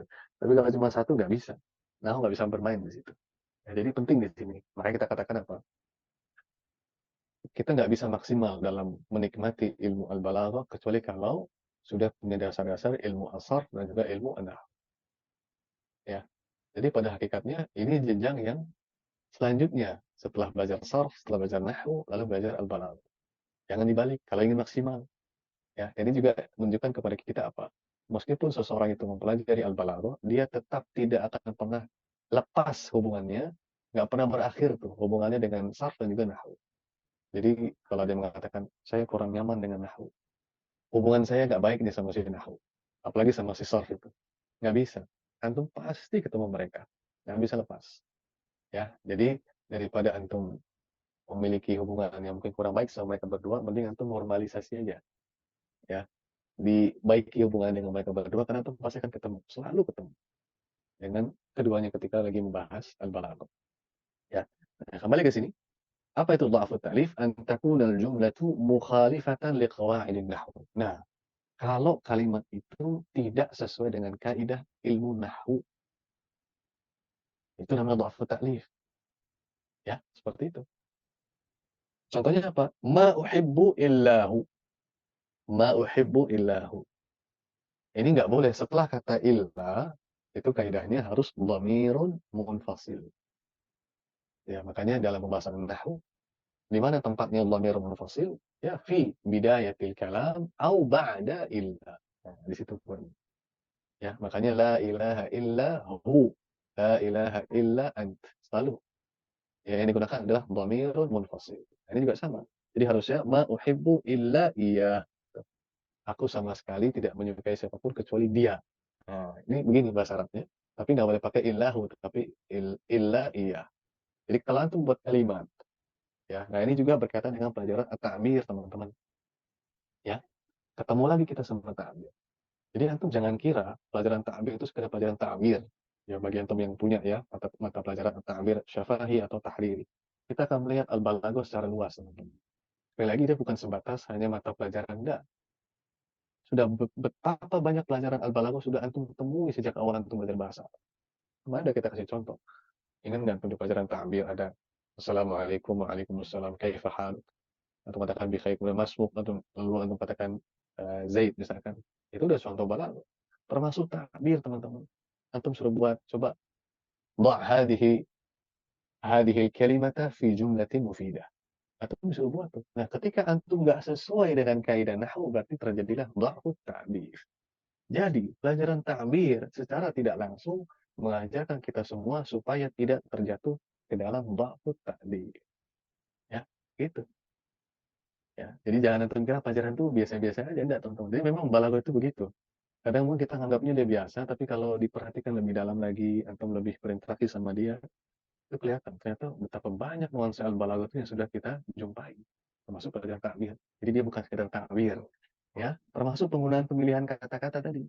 Ya, boleh nggak saya pakai al-aqlal? Misalnya kita katakan ana aqlalu min kamalan misalkan, boleh nggak? Itu buat ta'bir nih, suruh buat ta'bir. Coba buat isim tafdhil dari qalil gitu. Ta'bir. Ternyata antum katakan ana aqlalu min kamala. Oh, nggak sesuai. Ya, jadi ta'bir juga membuat apa? Antum terhindar dari yang namanya mukhalafatu wadhi'il lughah. Ya, seperti itu. Nah, berikutnya. Aib yang berikutnya at-taqidul lafzi. Ini maksudnya an yakuna al-kalamu ghaira zahirid dalalati 'ala al-ma'na al-maqsud. Jadi nanti kalimat itu tidak jelas makna yang diinginkannya. Artinya kita akan menemukan sebuah kalimat tapi nggak jelas itu. Ambigu gitu. Maksudnya apa sih? Nggak jelas gitu. Ya. Nah, apa penyebabnya ini dikasih keterangan li'anna tartibal alfadhi la yakunu ala hasabil ma'ani bisababi faslin atau taqdimin atau ta'khirin atau hadab. Nah, kadang-kadang itu penyebabnya karena ada pemisah, fasl, ada takdim, ada yang didahulukan padahal tidak seharusnya didahulukan, atau ta'khir atau diakhirkan padahal tidak seharusnya diakhirkan, atau hadaf atau ada yang dihilangkan sehingga membuat kacau balau kita memahami. Coba antum lihat tuh. Lihat nih, udkhul ya man ya'ti mutaakhiran wa yaqifu amama al-fasli khaifan wa ma'ahu al-haqibatul kabiratul fasl. Lihat nih antara asal kalimatnya itu udkhulil fasl ya ikhwan wa akhwat. Waffaqakumullah wa baraka fikum. Asalnya cuma begitu aja. Tapi antara udkhul sama al-fasl itu ada pemisahnya banyak banget. Jadinya kayak nggak jelas gitu. Ibarat katanya ini fiilnya, terus antara fiil sama maf'ul bihnya itu panjang banget. Itu yang kadang-kadang membuat kalimat itu tidak bisa dipahami dengan baik. Mubtada'nya di mana, khabarnya di mana. Ya kecuali kalau memang ada ini ya, memang ada tujuan tertentu lain cerita. Tapi kalau kita bicara secara umum, nah ini termasuk hal yang membuat kita jadi susah untuk memahami. Ini contohnya. Ya. Nah, ini takbir banyak untuk membuat kalimat begitu. Ya. Ya misalkan harusnya apa? Misalkan ilal masjidi dhahaba Muhammadun ma'a fulan fulan fulan, nanti bagaimana lagi. Intinya itu rombak sesuka hati tapi malah buat kita jadi bingung. Ya. Jadi makanya antum ada soal latihan. Rattib hadhil kalimat litukawwina atau litakuna jumlah. Itu salah satu latihan yang melatih kita supaya tidak terjatuh di at-taqidul lafzi. Oh, ya, takbir itu banyak tuh pelajaran begitu latihannya kan. Itu nggak cuma takbir lah, itu belajar buku Al-Arabiyyatu Benedik misalkan, atau Al-Arabiyyatu Linasyidin, atau Al-Arabiyyatu Lil Alam, atau Al-Arabiyyatu Lil Haya, dan yang semisal dengan buku-buku ini akan ketemu latihan begitu. Jadi latihan itu memberikan kita informasi supaya tidak terjatuh dengan namanya at-taqidul lafzi. Ya, kata yang dipunyai sama teman-teman. Misalkan kita punya ini contoh. Kita punya kata yang sama, ada dhahaba misalkan. Ya, ada al-madrasah. Ya, ada al-madrasah misalkan. Ada ila, ya, ada Muhammad, ada at-tasi'ah misalkan. At-tasi'ah. Lalu ada al-hafilah. Lalu ada as-sa'ah misalkan ya. Ini sering di latihan as-sa'ah. Kemudian ada al-ba'. Nah, itu rattib. Rattib hadhil kalimat litukawwina jumlah. Nah, kalau kita bisa katakan ilal madrasati Muhammadun dhahaba as-sa'ata at-tasi'ata al-hafilata bi. Nah, itu berarti at-taqidul lafzi. Dan juga ada dha'fu ta'lif sekaligus. Susunan itu enggak benar, lalu ada dha'fu ta'lif. Ya. Jadi yang seperti itu harus diperhatikan dengan baik ya. Jadi bukan sembarangan ada latihan-latihan begitu, itu tujuannya luar biasa ke depannya. Ya memang nggak disebutkan, tapi ketika antum belajar al-balaghah akan menemukan, oh ternyata latihan-latihan yang di buku-buku itu tujuannya ini. Ya. Yang terakhir adalah at-ta'qidul ma'nawi. Apa maksudnya? An yakunal ma'na khafiyan la yufhamu illa ba'da tafkirin tawil. Ya. Jadi ada makna yang khafi, yang tersembunyi, yang samar-samar, yang tersirat. Dan nggak bisa dipahami kecuali kalau sudah berpikir panjang, atau mungkin perlu merenung tuh baru paham. Nah, kalau ada kalimat yang begitu, yang susah betul dipahami, maknanya ya. Jadi kalau yang at-taqidul lafzi ini karena urutannya nih yang kacau balau, kalau ini betul-betul maknanya itu. Apa contohnya? Ya, ada sebuah ungkapan yang begitu populer di al-asmul jahili, man la yazlimu yudlam. Man la yazlimu yudlam. Lihat ini, barang siapa yang tidak berbuat kezaliman akan dizalimi. Ini kita kalau mikir, loh, ini maksudnya apa ya? Apakah kita harus berbuat zalim kepada orang lain gitu? Ya. Nah, orang mesti lihat ya. Apalagi kalau belum pernah belajar al-adabul arabi, kadang-kadang mungkin bertanya ini maksudnya apa? Apakah menyuruh kita untuk berbuat kezaliman? Ternyata setelah kita melihat di al-adabul arabi, di sastra Arab fil asl jahili, maksudnya adalah zaman dulu itu maksud dari ungkapan ini adalah al-muhafadzatu 'ala al-huquqi bidzulm. Di zaman dulu itu kalau mau menjaga hak-hak itu harus dengan kezaliman. Di zaman dulu, ya sebelum Islam tentunya. Jadi kalau nggak berbuat zalim ya dia dirampas itu hak-haknya. Jadi bisa dilihat dia kehidupan zaman dulu seperti apa. Nah, yang seperti ini itu susah dipahami, apalagi buat kita yang sekarang di zaman sekarang. Nah, kalau ada yang seperti ini atau yang semisal dengan hal ini, maka dikatakan at-taqidul ma'nawi. Ya. Nah, ini contohnya dan pokoknya kalau al-ma'nawi berkaitan sama maknanya susah. Kalau lafzi itu gara-gara sebab tadi urutannya yang kacau balau jadi membuat antum susah juga memahami karena urutan tadi. Kalau yang ini maknanya udah benar ini. Maaf, bukan makna, maksudnya urutannya udah pas ya. Cuma dari sisi makna yang terkandung di kalimat itulah yang membuat kita sulit untuk memahami. Ya. Jadi ini disebut dengan fasahatul al-kalam. Terakhir di fasahah adalah fasahatul mutakallim, yaitu malakatun يقتدر بها على التعبير عن المقصود بكلام فصيح في أي غرض كان. Jadi yang dimaksud dengan penutur yang memiliki kefasihan atau orang yang fasih adalah sebuah malakah.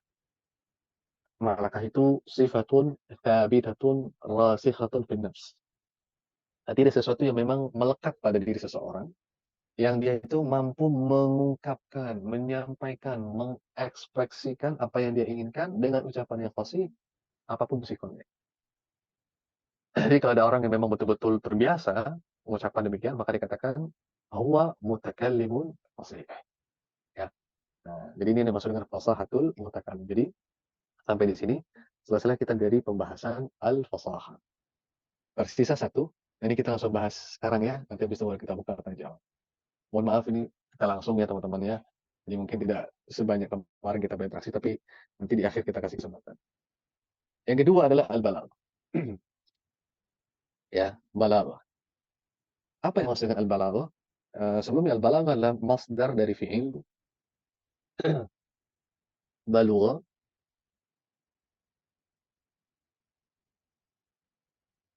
Balugha yablughu. Ini bab kelima ya. Seperti dengan fasuha yafsuhu bab kelima. Di ilmu asar. Nah, makna secara umumnya al-wusulu wal intiha. Maaf, bukan makna secara bahasa.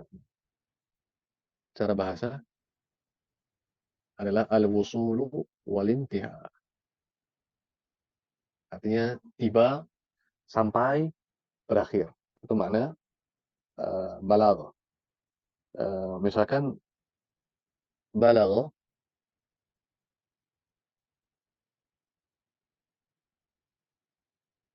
fulanun, contoh yang populer. Muradah. Artinya dia tiba, dia sampai pada apa yang dia inginkan. Ya, itu balagh. Kemudian contoh lain, balagha ar-rakbul Madinah. Balagha ar-rakbul Madinah. Rombongan itu sudah berakhir, sudah tiba, sudah sampai di kota. Ya, nah, ini di antara penggunaan katanya. Lalu secara istilah, nah dia taqa'u wasfan lil kalami wal mutakallim. Dia menjadi sifat bagi al-kalam dan al-mutakallim. Nah, sekarang lihat. Kalau di sini al-fasahah, dia ada tiga. Sehingga nanti kita bisa mengatakan begini teman-teman. Ada namanya kalimatun fasihah. Ya, kalimatun fasihah. Ini satu. Yang kedua, kalamun fasih. Yang ketiga, mutakallimun fasih. Nah, ada tiga ini ya. Jangan lupa. Tiga ini ada. Nah, kita tandai deh.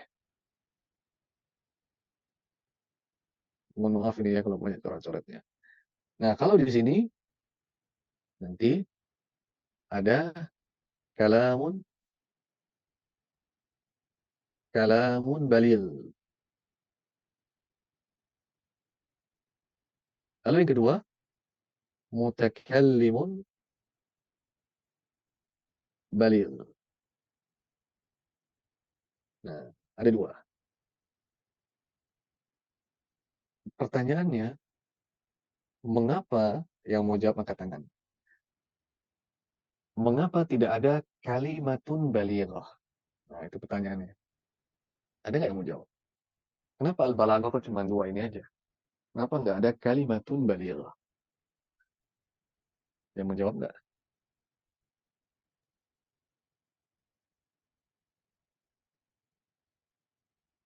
Saudari Husnul Khatimah. Ya, Ustaz, Hawil, karena tidak ada kata yang balik kecuali ketika sudah dibentuk dalam satu kalimat. Syukran, Ustaz. Ya, sahih. Itu jawabannya. Contoh. Dan lihat ya, bagaimana pelajaran ta'bir itu luar biasa. Ada kata ain.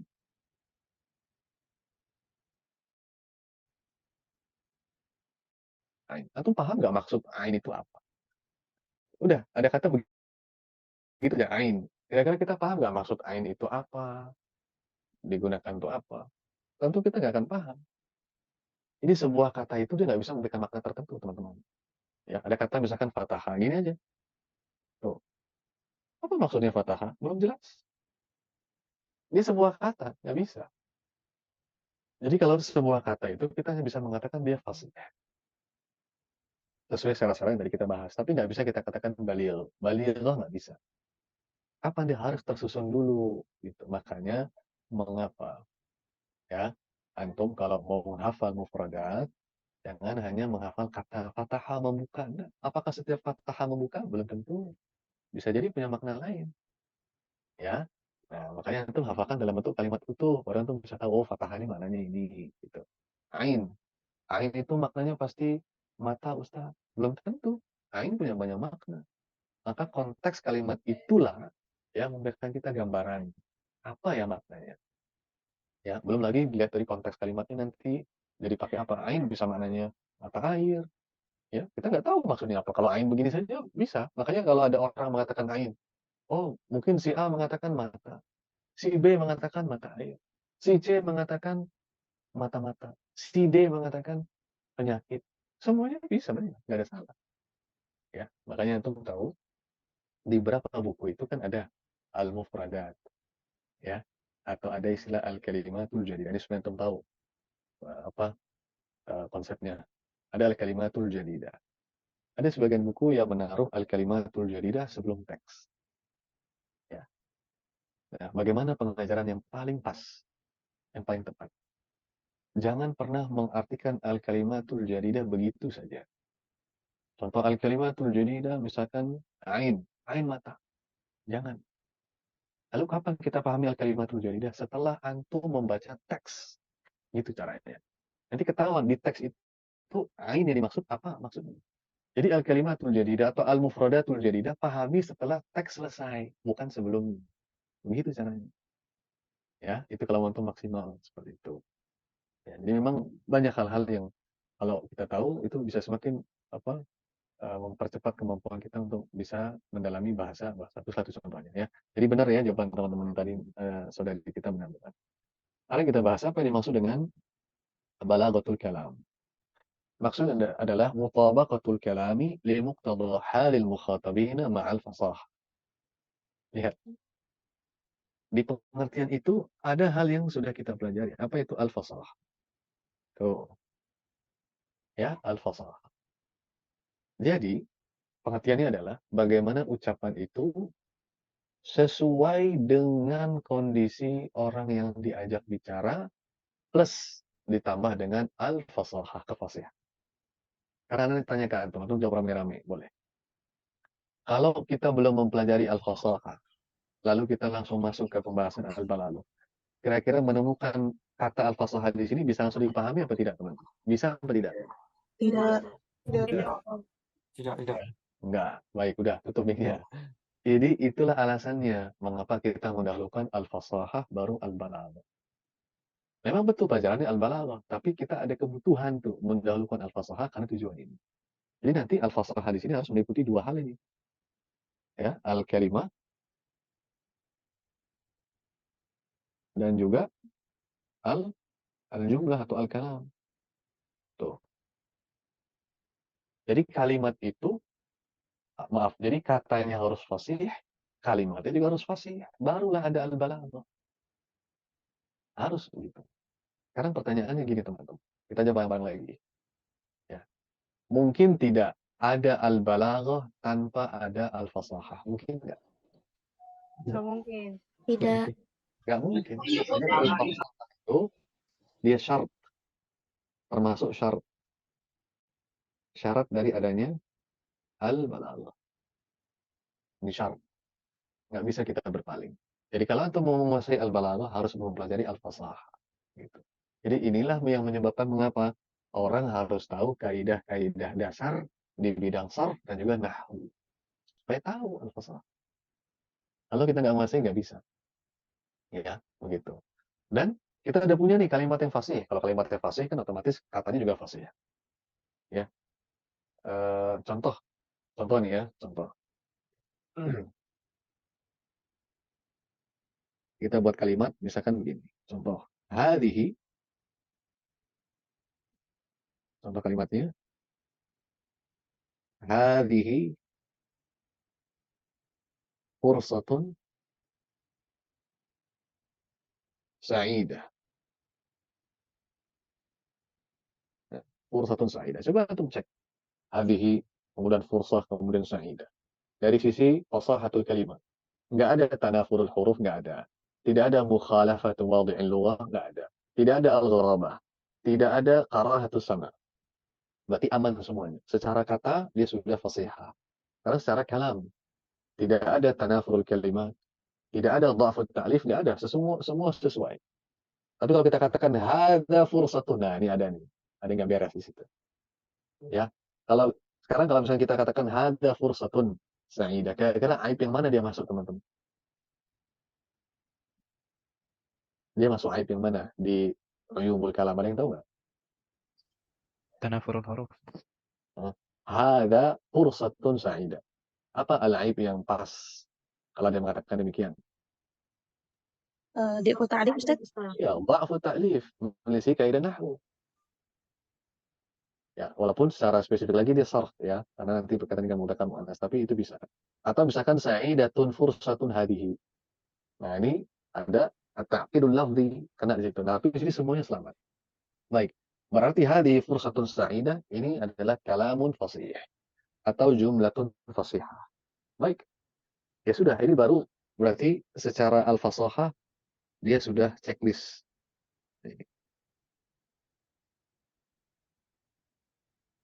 Nah, secara fasahah sudah lolos.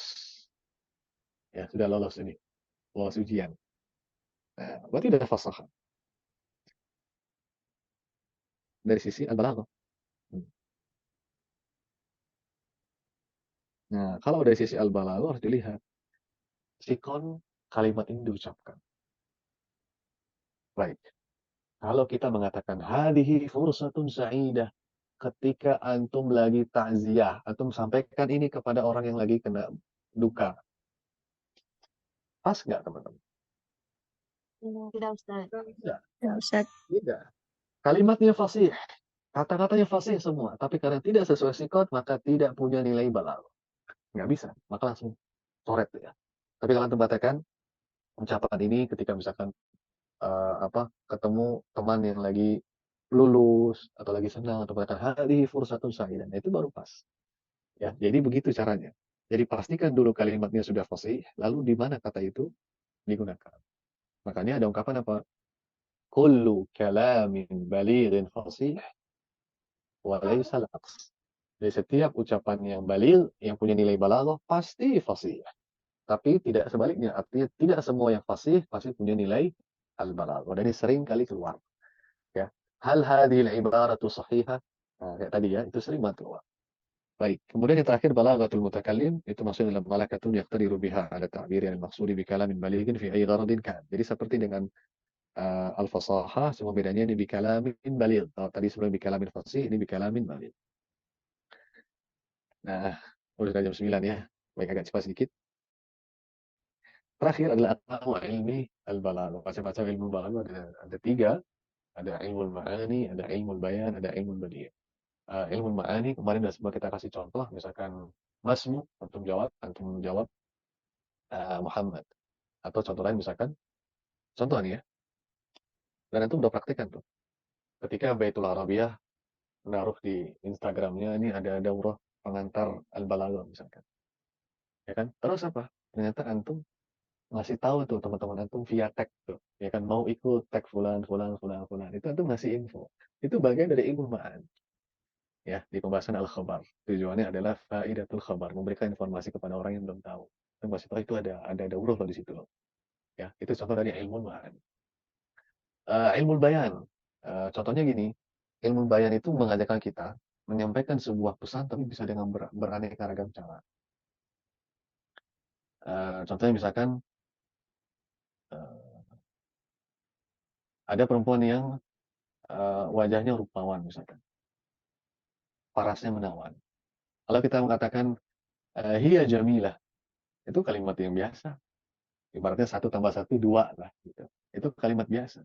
Tapi ilmu bayan itu memberikan kita solusi, alternatif lain untuk mendeskripsikan apa yang kita inginkan dengan cara-cara yang memang sesuai kebutuhan. Kita bisa mengatakan, hiya kalwardati fil jamal. Jadi dia itu seperti sekuntum bunga mawar dari sisi parasnya, menawannya. Bisa. Atau bisa lagi apa kita katakan, uqabilu wardatan tadrusul balaghah. Saya bertemu dengan bunga mawar yang lagi belajar al-balaghah. Ya maksudnya bunga mawar itu maksudnya orang yang rupawan, parasnya. Atau bisa juga cara lain. Ya, kita katakan al-jamalu fi thawbiha. Jadi paras yang menawan itu ada di pakaiannya. Pakaiannya aja menawan, apalagi yang menggunakannya ibaratnya begitu supaya gampang. Itu contohnya, ya. Itu contoh menggunakan ilmu bayan. Ilmu badi fokusnya untuk bagaimana kalimat itu menjadi ya lebih indah lagi. Dia semacam bagian akhir lah. Ya, ibarat kata kalau antum udah bangun rumah nih, fondasi udah jadi, dinding-dinding sudah tegak lurus, ya.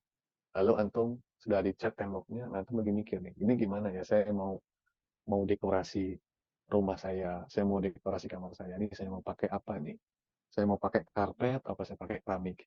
Saya mau pakai kasurnya ini modelnya model-model yang misalkan Jepang gitu atau yang Korea misalkan, ya. Terus nanti meja belajar saya ini gimana ya? Saya mau set up nih bagaimana? Nah, itu ilmu badi itu seperti itu. Jadi setelah semua udah selesai, ilmu ma'ani, ilmu bayan udah bisa dipahami, ya kita nambah dikit-dikit lah supaya lebih indah lagi. Baik dari sisi makna maupun dari sisi lafaznya. Dan kita bisa temukan tuh di muqaddimatul khutbah biasanya paling banyak ya. Paling gampang kita temuin misalkan alhamdulillahirabbil alamin. Wassalatu wassalamu ala asyrafil anbiya'i wal mursalin. Misalkan tuh lihat in. Nah, itu contoh dari penerapan ilmu al-badiyah. Ya. Jadi demikian teman-teman ya. Ini mohon maaf sudah lewat dari waktunya. Mungkin yang mau bertanya kita batasi, nggak bisa semuanya mungkin ya. Ada nggak yang mau bertanya? Angkat tangan ya kalau ada yang mau bertanya.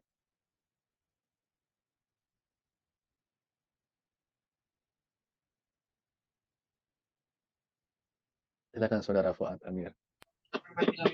Syukran Ustaz. Dengar suaranya Ustaz? Ya Ustaz, mau nanya, misalnya ada seseorang yang dia ini dari segi bahasa, segi lughahnya bagus, cuman untuk nahwu sorofnya ini lemah, atau untuk mempelajarinya baru sedikit yang dipelajari gitu. Apakah pantas, apakah boleh dia langsung belajar ilmu balaghah, ataukah harus mengharuskan dia untuk mempelajari atau memperdalam ilmu nahwu sorof dulu gitu Ustaz? Syukran, Ustaz. Jawabannya kalau sekedar mengetahui, mengenal dasar-dasar nggak ada masalah. Tetapi dengan syarat tetap harus belajar terus. Ya, jangan antum tinggalkan sorf nahwu, tetap harus belajar. Ya, jadi nggak ada masalah kalau hal seperti itu. Dijalani aja dua-duanya. Mau ikutan untuk mengenal kenal istilah dulu, nggak apa-apa. Nanti mendalami lagi yang berikutnya. Sembari tetap mempelajari dan menguatkan pelajaran as-sarf dan juga nahwu. Baik, ada lagi? Syukran. Ada lagi angkat tangannya ya. Saudara Karim. Syukran Ustaz. Ustaz nanya nih, misalkan ada istilah kita ini mau belajar tentang balaghah kan, tapi kita hanya punya ilmu tentang ya nahwu sorof itu hanya sekedar, dan itu apabila kita belajar, apakah belajarnya harus dari bayan dulu, yang ilmu bayan dulu, atau boleh mulainya langsung ke ilmu ma'ani atau yang badian dulu, atau gimana Ustaz? Syukran. Baik, Afwan. Yang jelas minimal antum punya lah dasar-dasar. Bukan harus antum betul-betul menguasai semua nahwu sarf, enggak. Ya, itu bisa sambil jalan teman-teman. Tapi yang paling enggak dasar-dasar lah.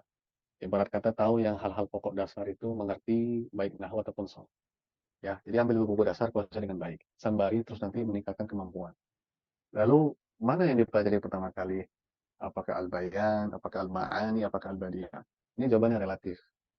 Banyak sekali faktornya yang menentukan, dan susah buat kita ya menyampaikan mana yang sebaik antum dahulukan. Karena buku-buku ada yang mendahulukan al-ma'ani, baru al-bayan atau al-badi'ah, dan ini urutan yang mainstreamnya begitu.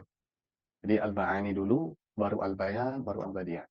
Ada yang sebaliknya dibalik, al-badi'ah, al-bayan, kemudian al-ma'ani. Ada yang dibalik, al-bayan, al-ma'ani, al-badi'ah ada.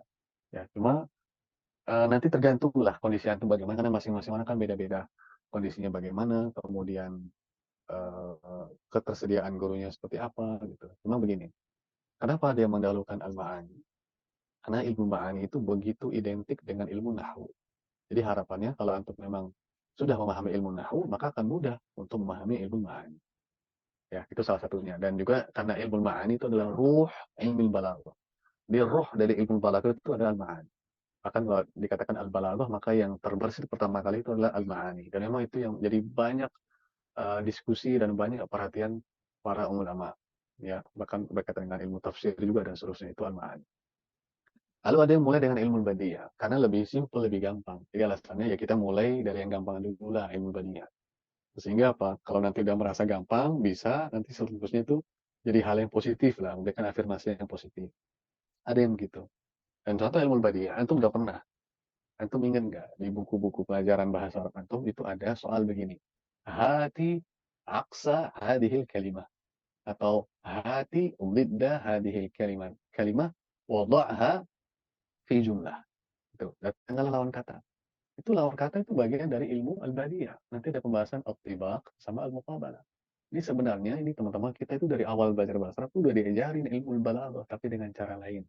Atau istilahnya al-balaghah itu al-wadhifiyah istilahnya. Ya, jadi langsung kita terapkan tanpa harus kita peduli apa istilah dan apa macam-macam tidak. Ya, contohnya. Jadi itu kalau yang mendahulukan ilmu bayan ya karena memang ini di antara sebab yang kita ketahui ilmu bayan itu banyak berkaitan dengan ini imajinasi, kadang-kadang khayalan. Ada sebagian orang mungkin senang dengan hal begitu. Dalam arti begitu dikasih seperti itu gampang, dikasih analogi, ilustrasi itu mudah. Kayak seperti tadi kita gunakan rumah, dekorasi untuk menjelaskan apa itu ilmu badiah. Nah, jadi seperti itu. Jadi terserah mana yang sekiranya memudahkan buat antum, antum pilih. Ya, Anda nggak bisa katakan ini lebih baik daripada ini. Enggak. Masing-masing antum yang lebih tahu tentang dirinya. Kalau bisa konsultasikan dengan guru-guru antum yang mungkin lebih mengenal antum dan tahu kondisi antum itu jauh lebih baik. Ya, gitu. Masih ada lagi? Terakhir?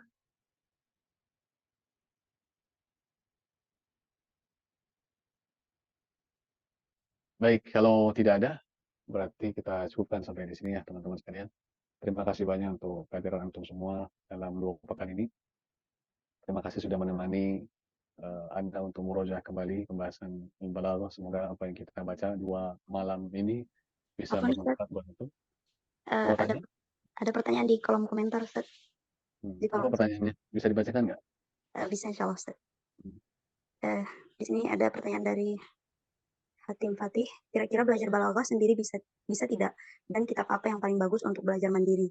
Paling tidak bagian dasarnya aja. Soalnya di tempat saya nggak ada belajar balaghah. Jazakumullah khair. Selalu ya namanya kita belajar itu butuh bimbingan dari guru. Maka yang paling selamat, yang paling baik, dan paling aman, carilah guru. Dan sekarang kita hidup di zaman yang alhamdulillah banyak Allah berikan kita kemudahan. Jadi antum mungkin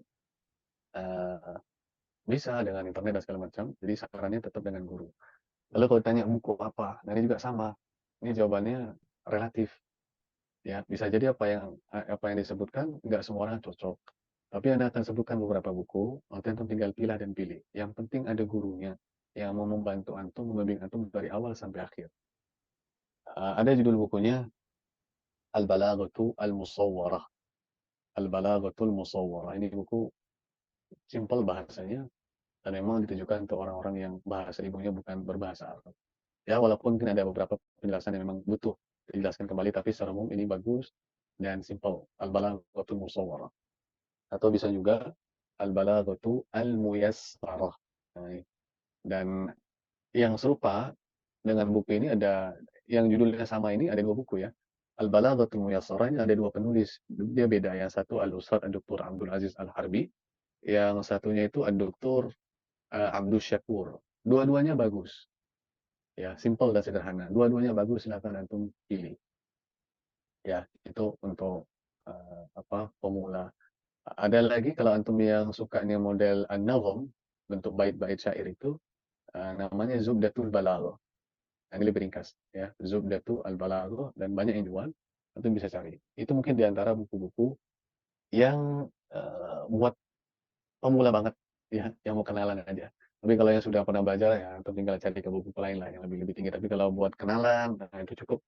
Ya, di situ insya Allah cukup. Masih ada lagi? Sudah ya? Baik, ini Anda tutup dulu. Nanti Anda kasih ke Ustaz Ahmad Rashid insya Allah. Jadi terima kasih banyak ya teman-teman untuk waktunya. Semoga apa yang kita bahas bisa bermanfaat buat antum semua. Sekali lagi, al-balaghatu mumti'ah. Balaghah itu menyenangkan. Ya, kalau antum masih belum bisa mendapatkan kesenangan ketika belajar al-balaghah, jangan salahkan al-balaghahnya. Ya, tapi berusahalah mencari cara supaya antum bisa menikmati al-balaghah itu sendiri. Karena sejatinya dia itu membuat nyaman antum sebenarnya. Dan itu bisa kita pakai dalam kehidupan sehari-hari. Dan juga terakhir ya, karena mohon maaf kalau misalkan dalam 2 hari ini ada banyak kekurangan di sana sini atau mungkin ada hal yang kurang antum berkenan, Anda mohon maaf yang sebesar-besarnya. Semoga kita bisa jumpa lagi di lain waktu. Wassallallahu wasallam wa baraka ala nabiyina Muhammad wa ala alihi wa sahbihi. Dan tidak lupa kita ucapkan terima kasih kepada Baitul Arabiyah dan juga Ustaz Ahmad Rashid selaku pimpinan di Baitul Arabiyah yang sudah mempercayakan kami untuk bisa ikut belajar bersama dengan teman-teman sekalian. Jazakumullahu khairan. Wassallallahu ala nabiyina Muhammad wa ala alihi wa sahbihi waffaqakumullah wa baraka fikum. Anda kembalikan ke Ustaz Ahmad. Assalamualaikum warahmatullahi wabarakatuh. Waalaikumsalam warahmatullahi wabarakatuh. Alhamdulillah teman-teman sekalian, kita ucapkan pertama sekali syukur kepada Allah Subhanahu wa taala karena dengan izin Allah Subhanahu wa taala dan taufik darinya acara daurah ini bisa terselenggara dan bisa berjalan dengan baik, dengan lancar, alhamdulillah selama 2 hari ini, hari Senin kemarin dan hari Senin pekan ini. Dan kemudian kami ucapkan juga jazakumullahu khairan kepada Al-Ustaz Zaki Karami hafizahullah taala yang sudah sharing ilmu tentang dasar-dasar dari ilmu balaghah atau pengantar ilmu balaghah seperti yang sudah teman-teman sekalian nikmati tadi penjelasannya, mulai dari pengenalan apa itu balaghah, kemudian banyak juga motivasi-motivasi yang beliau sampaikan baik terkait dengan pelajaran maupun dengan kehidupan, khususnya kehidupan dalam pendidikan. Ya, Masya Allah, tabarakallah. Mudah-mudahan teman-teman sekalian mendapatkan ilmu yang banyak, motivasi yang banyak insya Allah dari acara daurah ini. Dan di akhir kami ucapkan juga terima kasih dan jazakumullah khairan kepada teman-teman sekalian, ikhwan dan akhwat, atas partisipasi teman-teman sekalian baik di Zoom maupun di YouTube yang sudah mengikuti daurah ini selama 2 hari. Insya Allah kita akan bertemu kembali di daurah-daurah berikutnya dan juga untuk menyambung ilmu yang sudah teman-teman sekalian dapatkan berupa dasar-dasar dari ilmu balaghah. Insya Allah juga pasca Ramadan, setelah bulan Ramadan, akan dibuka juga khusus pembelajaran balaghah yang lebih intensif, yang lebih rutin, insya Allah ta'ala, yang mempelajari semua ilmu balaghah yang disampaikan tadi, baik nanti kita mulai dari ilmu bayan, atau ilmu ma'ani, atau ilmu badi, nanti insya Allah kita akan susun bersama dengan Ustaz Zaki Karami, dan beliau sendiri juga nanti yang akan menjadi pemateri, insya Allah ta'ala. Maka teman-teman sekalian, nantikan pendaftarannya, insya Allah ta'ala dalam pekan ini atau di bulan Ramadan, kita akan buka pendaftarannya untuk pembelajaran setelah bulan Ramadan, khusus kelas balaghah. Dan beliau ini juga sudah menjadi pemateri atau guru pengampu ilmu balaghah atau pelajaran balaghah di kelas-kelas yang ada di Baitul Arabiyah. Salah satunya adalah kelas daurah seperti ini, kemudian juga kelas bimbingan tes ke Libya dan Timur Tengah. Beliau juga pengampu ilmu balaghah. Nah, jadi teman-teman sekalian, bagi yang ingin bergabung nantinya di pembelajaran balaghah yang intensif, yang mempelajari 3 cabang ilmu balaghah tadi, insya Allah ta'ala akan dibuka pendaftarannya. Barakallahu fikum teman-teman sekalian, jazakumullah khairan ikhwan dan akhwat yang sudah bergabung di daurah baik di Zoom maupun di YouTube. Sampai ketemu lagi insya Allah ta'ala di acara daurah-daurah berikutnya. Nantikan dan pantengin di akun media sosial Baitul Arabiyah, khususnya Instagram. Ila liqa wa nawakum ala khairin fi awqatin lahiqah insya Allah ta'ala. Wa barakallahu fikum wa ila liqa wa ma'assalamah. Subhanakallahumma bihamdika asyhadu an la ilaha illa anta astaghfiruka wa atubu ilaik. Wa sallallahu ala nabiyyina Muhammad wa ala alihi wa sahbihi wa sallim wa akhiru da'wana alhamdulillahi rabbil alamin. Wassalamualaikum warahmatullahi wabarakatuh.